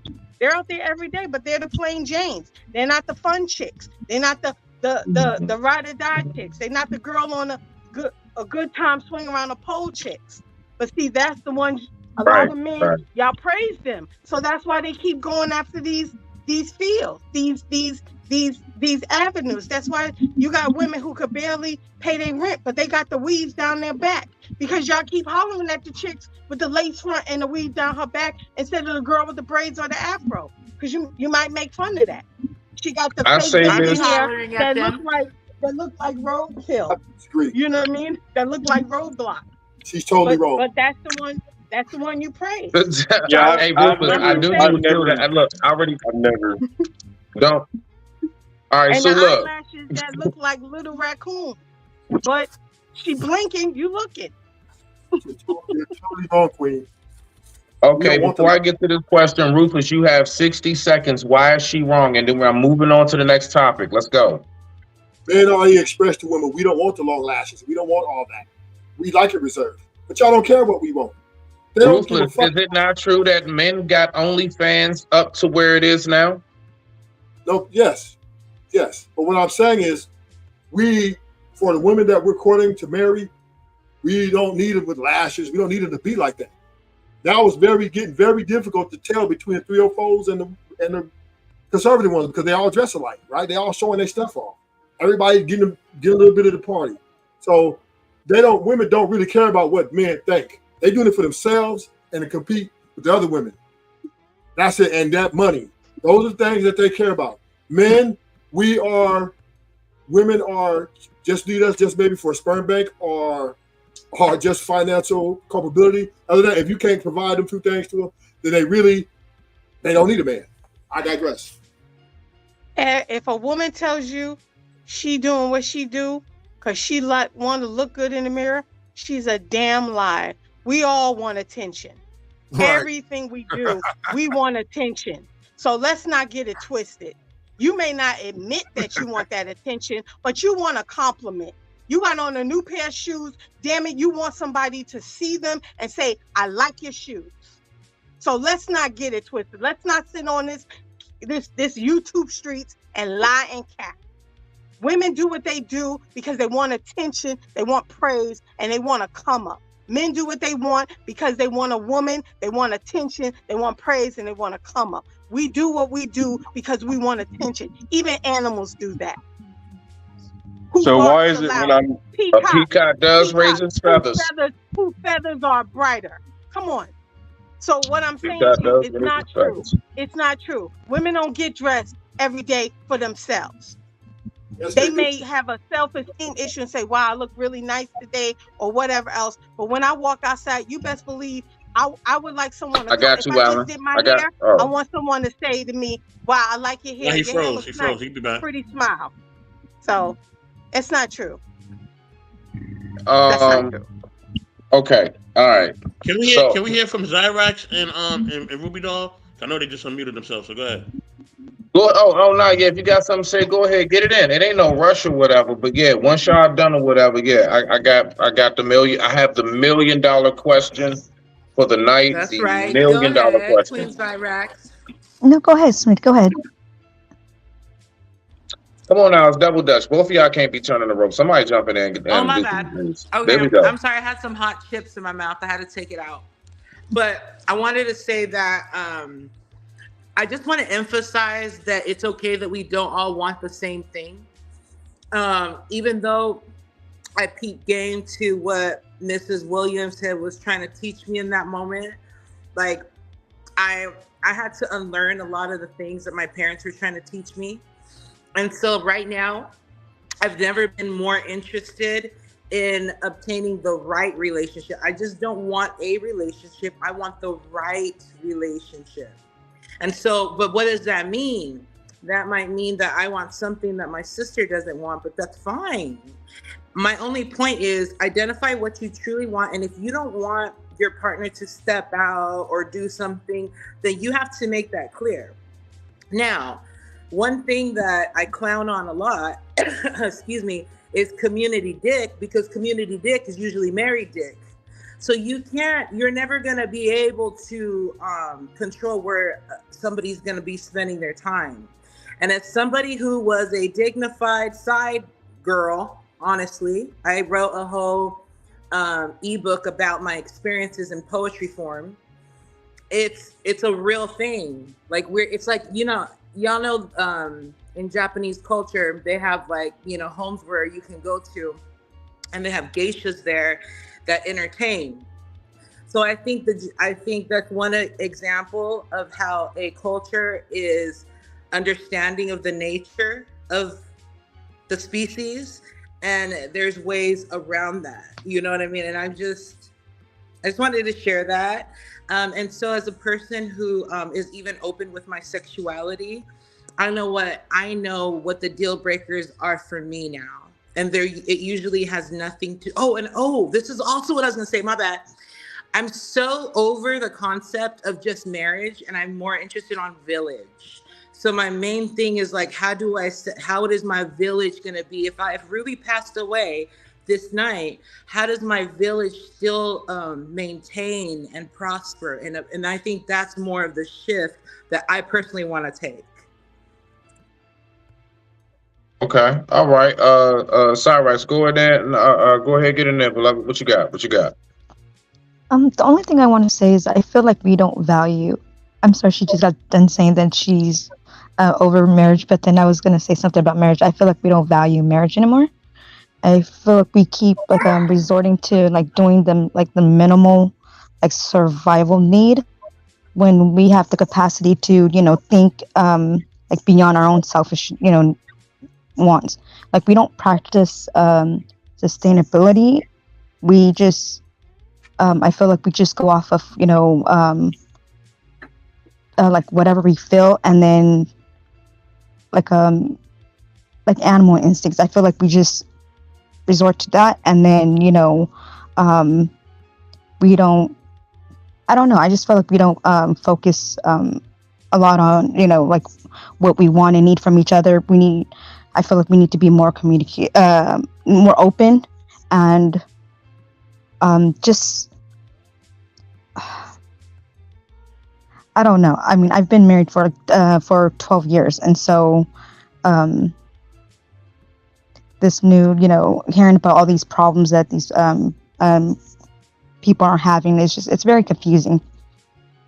Because now I'm hearing that like men aren't like, they don't want to get married no more, and so it's like, okay, so when you're just gonna shack up with a chick, or like what are you gonna do? And I guess that's what say that they're just gonna go ahead and skeet and just keep moving around, and then we got a bunch of unwanted babies, and then taxes go up because child support's needed and food stamps and everything else. But whatever, go ahead, rock out. But I thought that was the big problem that we were having, right? A lot they were complaining about baby mamas and a lot of kids, being raised, not in a nuclear family and stuff, and then yet you're gonna turn around and like perpetuate that very problem. Like I don't understand. I thought we were trying to fix that problem. I thought we were supposed to bring people together, get married, raise kids in a 2-parent, household. I thought that was the goal, but I don't know. People are talking like two sides of their mouth, so. Okay, I'll stop here. I think the problem is just Go ahead. Let me say something real quick, and then I'm gonna let you go at it. So to Christopher J. I think the problem is this, right? I think here's the thing, right? We know in society we have freedoms now, right? That's clear, right? We have freedoms and we have more freedom, right? So I love the fact that sister's been married for 20 some odd years, you know what I mean, and that she has she has a marriage and she has a stable family. I salute you on that, Zyra. Get it, Queen. You know what I mean? The only thing I'm saying is this: is that since we know people are gonna get their freak on no matter what, right? That's gonna happen. We all gonna get our freak on in somehow, some way. Most of us, right? If not all of us. You know what I mean? There are some communities where they're asexual, or they live, you know, based on Christianity or Muslim principles or whatever, right? You know what I mean? Salute as well, right? We all know that if people are getting their freak on, what do they need to learn? They need to learn how to be responsible when it comes to intimacy, right? We don't have a responsibility when it comes to intimacy anymore. So now you have people, of course, making a bunch of babies, or you have people giving out diseases because people are not protecting themselves, right? So and a lot of them don't know how to protect themselves. A lot of them don't know how to use protection, right? So why don't we start educating, you know, even grown people, right? This is not just for children. There's some grown people who don't know how to do this. So why don't we start educating people on how to protect themselves and how to protect each other, instead of, you know, just telling people that they can't do something or that they shouldn't do it. Because they're going to do it regardless, right? Because they have the freedom to do it. They're not going to go to jail for knocking somebody down and smashing somebody. You know what I mean? They're not going to jail for that. So if we know that, why don't we just teach them responsibility? You know what I mean?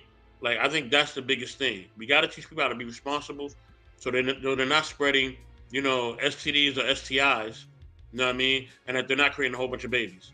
So. Yeah, I would agree with that. Yeah. So this is what I really want to know. All right. So it was on Ruby Doll, Smitty, my bad. Oh, I just wanted to clarify because I didn't want to be go ahead. confusing.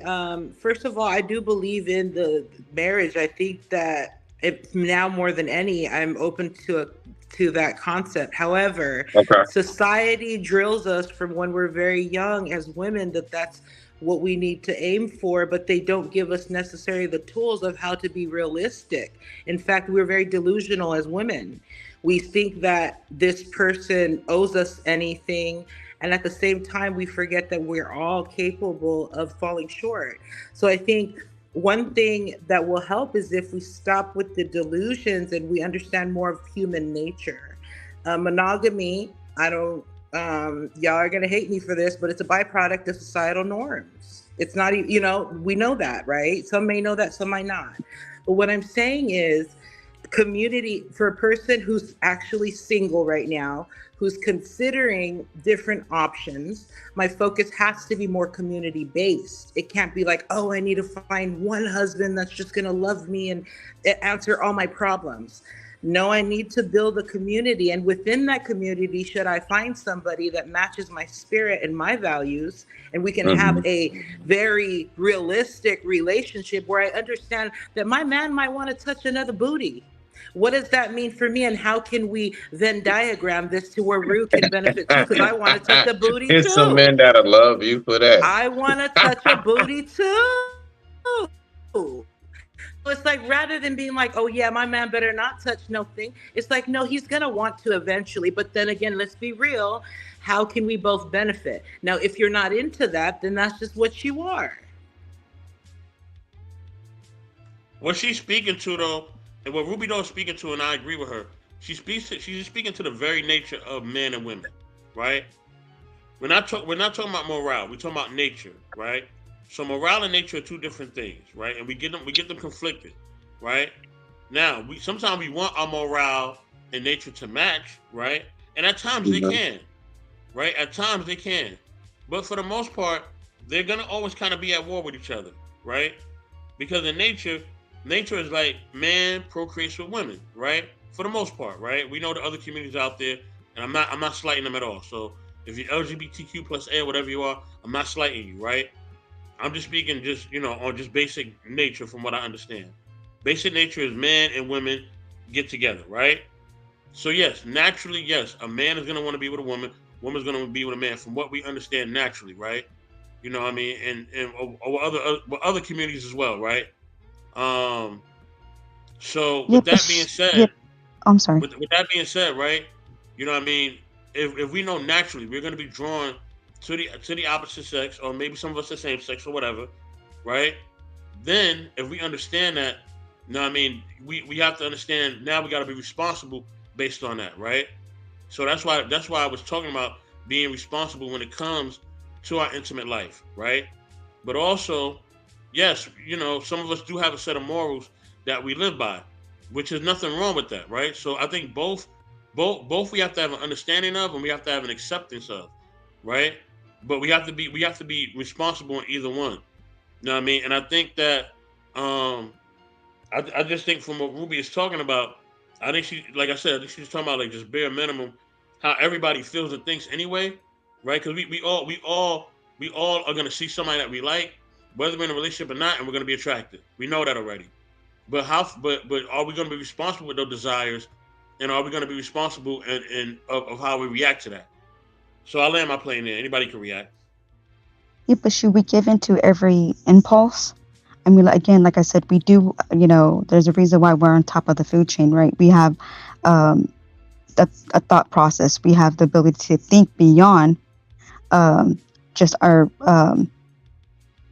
so-called our nature, right?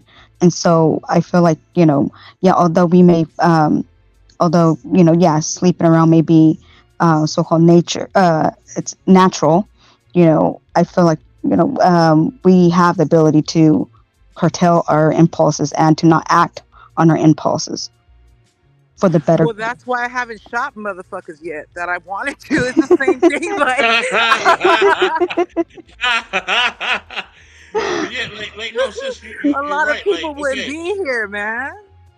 y'all both are right, but what we have to understand, right? Now, yes, we don't have to give into every impulse, right? But as Ruby was saying, the monogamy that we know is a society standard, and somewhat a religious standard too. That society has adapted in a lot of ways. But as we know, they're changing the rules in the government, so now you can kind of marry whoever you want, and and soon the number of the people you marry is going to change as well, because they'll probably introduce poly relationships within, I'll say, the next government term, right? So the next presidential term, I'm guaranteeing that poly relationships will be legal. I'm guaranteeing it, right? But hold on. Let me ask So this question. Hold on. Let me ask this question about this. hold on, let me answer. I'm almost done. Right? Go My ahead, thing is bro. this, right? Now, we know in certain aspects, right? In certain countries, right?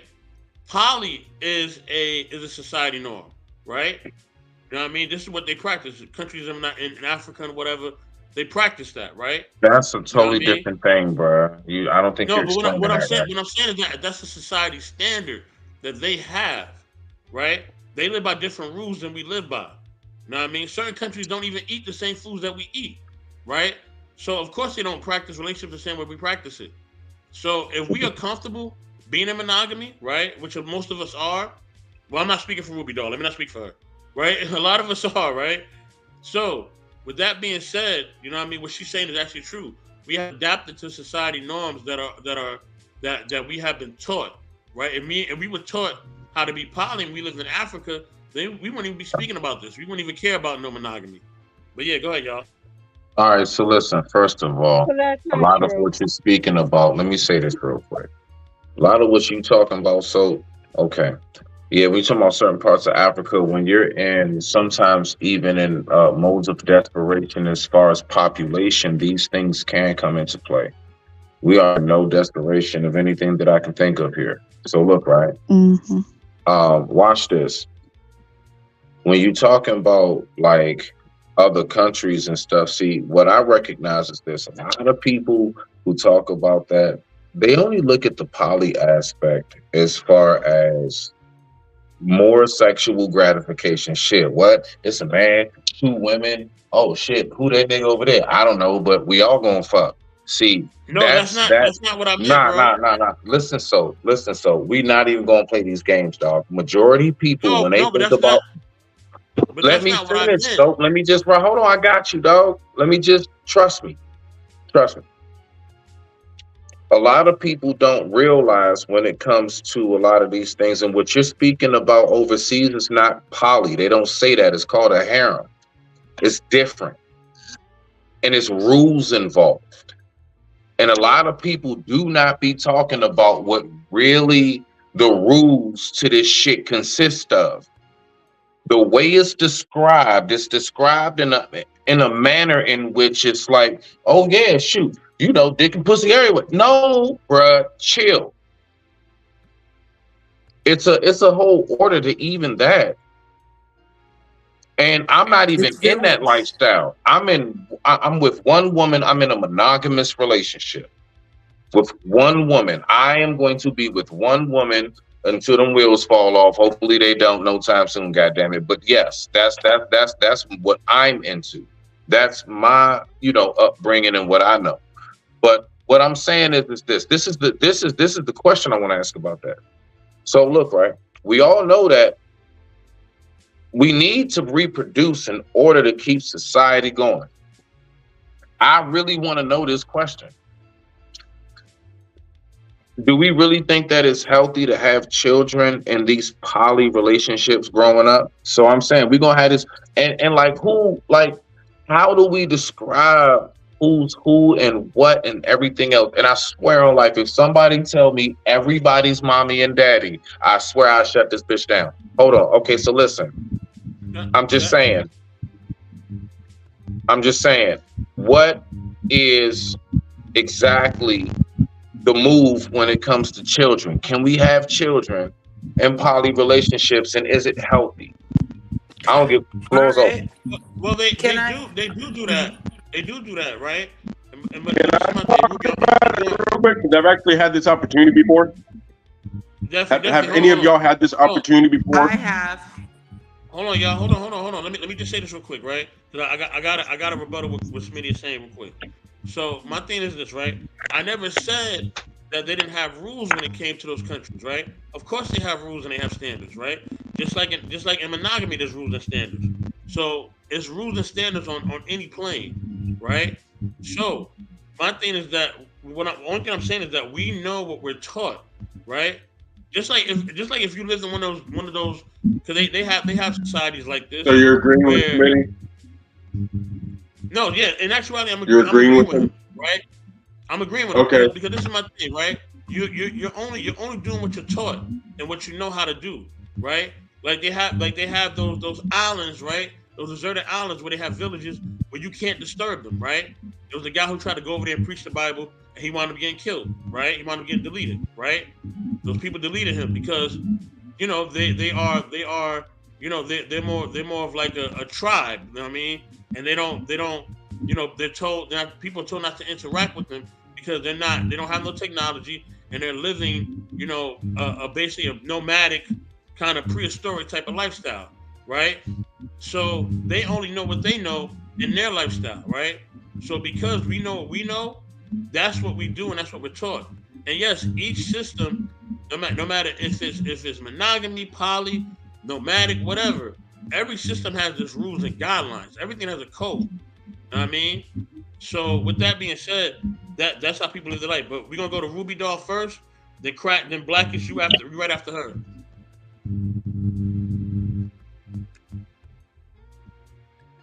Okay, I just wanted to speak real quick as somebody who does identify as being poly and who has a village set up, but who also is not in a romantic relationship right now. I don't have a romantic, but I have a village. What does that mean? That means that I had a baby out of wedlock. I'm gonna take it up a notch, and because of a very frivolous lifestyle. That's why there's levels to this. So I was pretty much just sleeping around. It wasn't no village. I was just doing that. I didn't know who the father was. So what happened was I turned to my village, in which my sister, who never had kids, is the other parent to this child. I'm still the mom. She's the other mom. And then her husband is the dad. Okay, so we obviously aren't sleeping with each other. So I just want to keep the sexual aspect apart from the beauty that a village type of setting can be. Just okay. In retrospect, so you're saying it's better for multiple parents? No, more than two. I'm not saying that at all. I'm saying that because of the byproduct of my trauma, I had to turn to the village to find the solutions. Now, it would be the same thing if I was married to the love of my life and he unfortunately passed away. I'd have to figure out what the fuck to do. So what I mean by saying that is because with this village mindset, also I'm open with my sexuality, so there's another layer. I might have different perspectives where a poly lifestyle only makes sense due to the way that I think and the way that my ancestors have thought, not because we needed kids for the plantation or to grow the coconut trees, but because we needed a legacy behind. Just because I am a man, I don't tie myself to a man doesn't mean that I can't have my own legacy as well.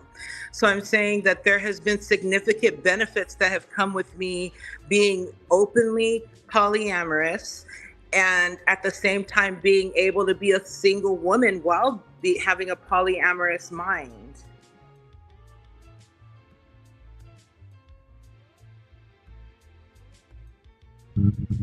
So basically, you allow. It's not going to be linear.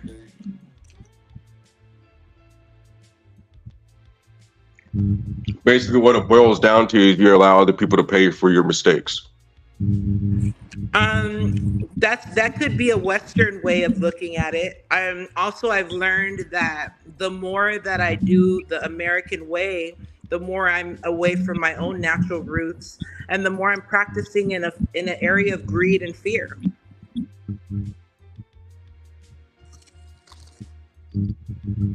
To be with one person, I'm just asking, but look, I love it.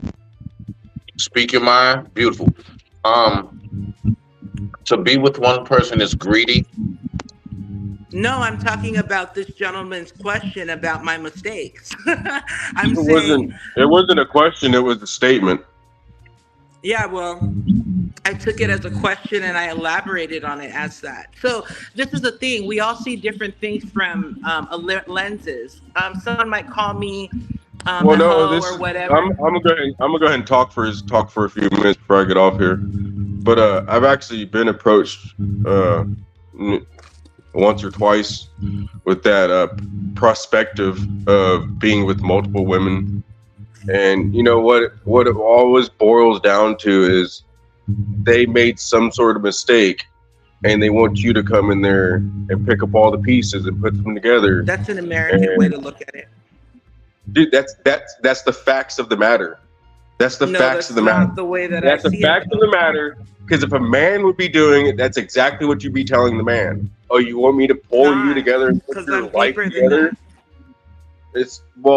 You're. And there's some conversations I can't have with people that don't have the same perspective, particularly, unfortunately, a privileged perspective. So you would never understand me, brother. And I can talk to you till I'm blue in the face. I'm privileged. I have a privileged perspective. You have a judgmental one. Maybe I have a grounded perspective that's rooted in morals and my character and my name. Well, I hope and you my never word. make a mistake ever, and I hope that your children never make mistakes either, because they won't have very much leeway I hope to be not. human. Yeah, I hope not. Yeah, I don't think I've ever made a mistake when it comes to my body. Yeah, I really don't. Maybe smoking weed and cigarettes and stuff, but no, not creating a child and not having things set up to where I can for sure make sure I take care of the child without leaving the burden on someone else. Even if they're more than willing to, it's taking time away from them, and it's taking time away from they can be building their own family up. You would never understand it because you don't see a certain depth. It's because you're coming from the perspective that you was sleeping around, you had a kid, and now that you're going to fall back on your plan. Yeah. And it happens all the time, yo. I'm saying society does a number, and you're actually the way that you're coming at me is very indicative of what the society is and why I have such a rebellious nature. No, it's not. It's not indicative at all. No, it's not. It's not indicative at all what society does. Because a lot of people allow you to do what you do and don't say anything out about it, like I'm saying right now. What are you talking about? I'm society. Are you serious right now? Are you for You're the real? wrong part. You're the wrong perspective because you're coming from it at a very narrow Am I mind am I state. that part of society that That's why I tries think to that hold some people people accountable? don't have the right to Am speak I on deep so subjects. so I'm in the wrong because I'm trying to hold people accountable for their actions. You are in the wrong because you can't do that because you don't have that power, young man. I just did. Well, Hold on, y'all. that's a Hold on. Republican thing to say, yo. Hold on. Pause. We're gonna be respectful. All right. Let everybody share their perspective. We're gonna be respectful. All right. We may not agree, but we're gonna be respectful. Thank you. Oh, I love it. Thank you, Soap. I'm eating pie, man. I was just gonna get in there. Look, we're gonna move on to the next topic. Cut all that. All right. Cool beans.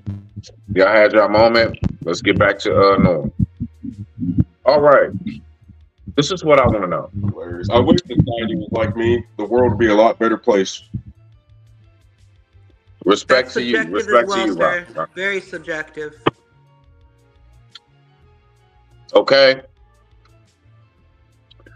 What I want to know is, and you know what? This right here, and that was such a beautiful segue because the question I have, Hell yeah. societal unity. Societal unity. Out of these four, is it dead? Is it dying? Is it thriving? Or is it surviving? Okay. So that's what I want to know right now. Societal unity. I think it's definitely oxymoronic because we have people coming up here saying that we as men need to stop hollering at these chicks in these short booty shorts, but yet we're supposed to accept that normal behavior is having children out of wedlock than allowing other people to take care of them. Yeah, I think it's dying, bro. Apples and It's oranges. dead. It's dead on arrival. Semantics. It's dead on arrival because if I'm the Oh, only we can one that's debate speaking all out day, about boy. this, You're gonna reveal yourself and your shallowness. go ahead and interrupt me, woman. You can't Let's be do quiet it. for Let's 5 minutes. do it. Let's do it, woman. Are you upset by something I said? You just sound. Oh no, I'm not upset. I love it. So why can't you shut up for 5? It makes me sound better. Thank you, this motherfucker. Oh, I love it. Let me have it. The more he speaks, the more it solidifies what I'm saying. That's all I gotta say. Y'all can see it for yourself.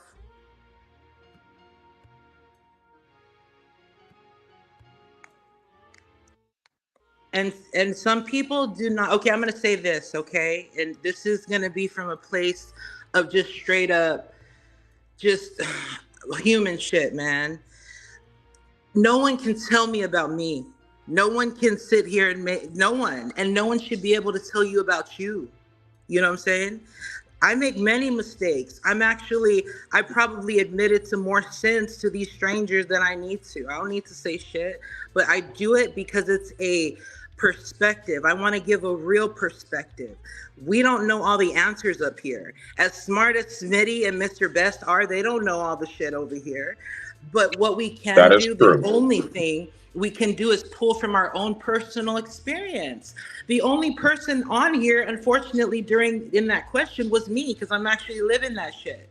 So when you ask a question, who is actually living that shit, and you don't like what I had to say because it triggers you and because your lens is so narrow, you see that shit? I ain't even gotta argue, and I don't argue with children, and I don't argue with people that are dead. Yeah. To make it clear to anybody watching and listening over here, when it comes to perspective, there is no right or wrong. There is only yours. Okay? Exactly. That's it. Rock out. Thank you. And I, even though my blood's boiling and I could say, man, fuck that, whatever. Yeah, that's the human part of me. But the person who I fuck with for real is sitting here like hugging on myself, like, girl, you speak your truth. It don't even matter anyway. We're at a beautiful place. My children have never been happier because I'm not crying every day. I'm not in a relationship where somebody is literally fucking with me like that. You know what I'm saying? and I'm not putting my value in something outside of me. Let me take that back. The value is something that's greater than me, and that's connected to my divine sources, that's connected to my ancestors. My ancestors lived this way that I'm telling you. They're not, don't think of my worldly shit. Think of like where the heart and the mind is. Where is your spirit? What have you learned from your fuck ups? We're all gonna fuck up, and for anybody to sit on here on some high pedestal saying that you don't fuck up, you the biggest bullshitter there is. So I ain't gotta say nothing more to that.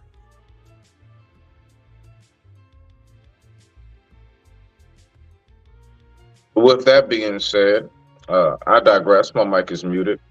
You all have a good night. I love y'all.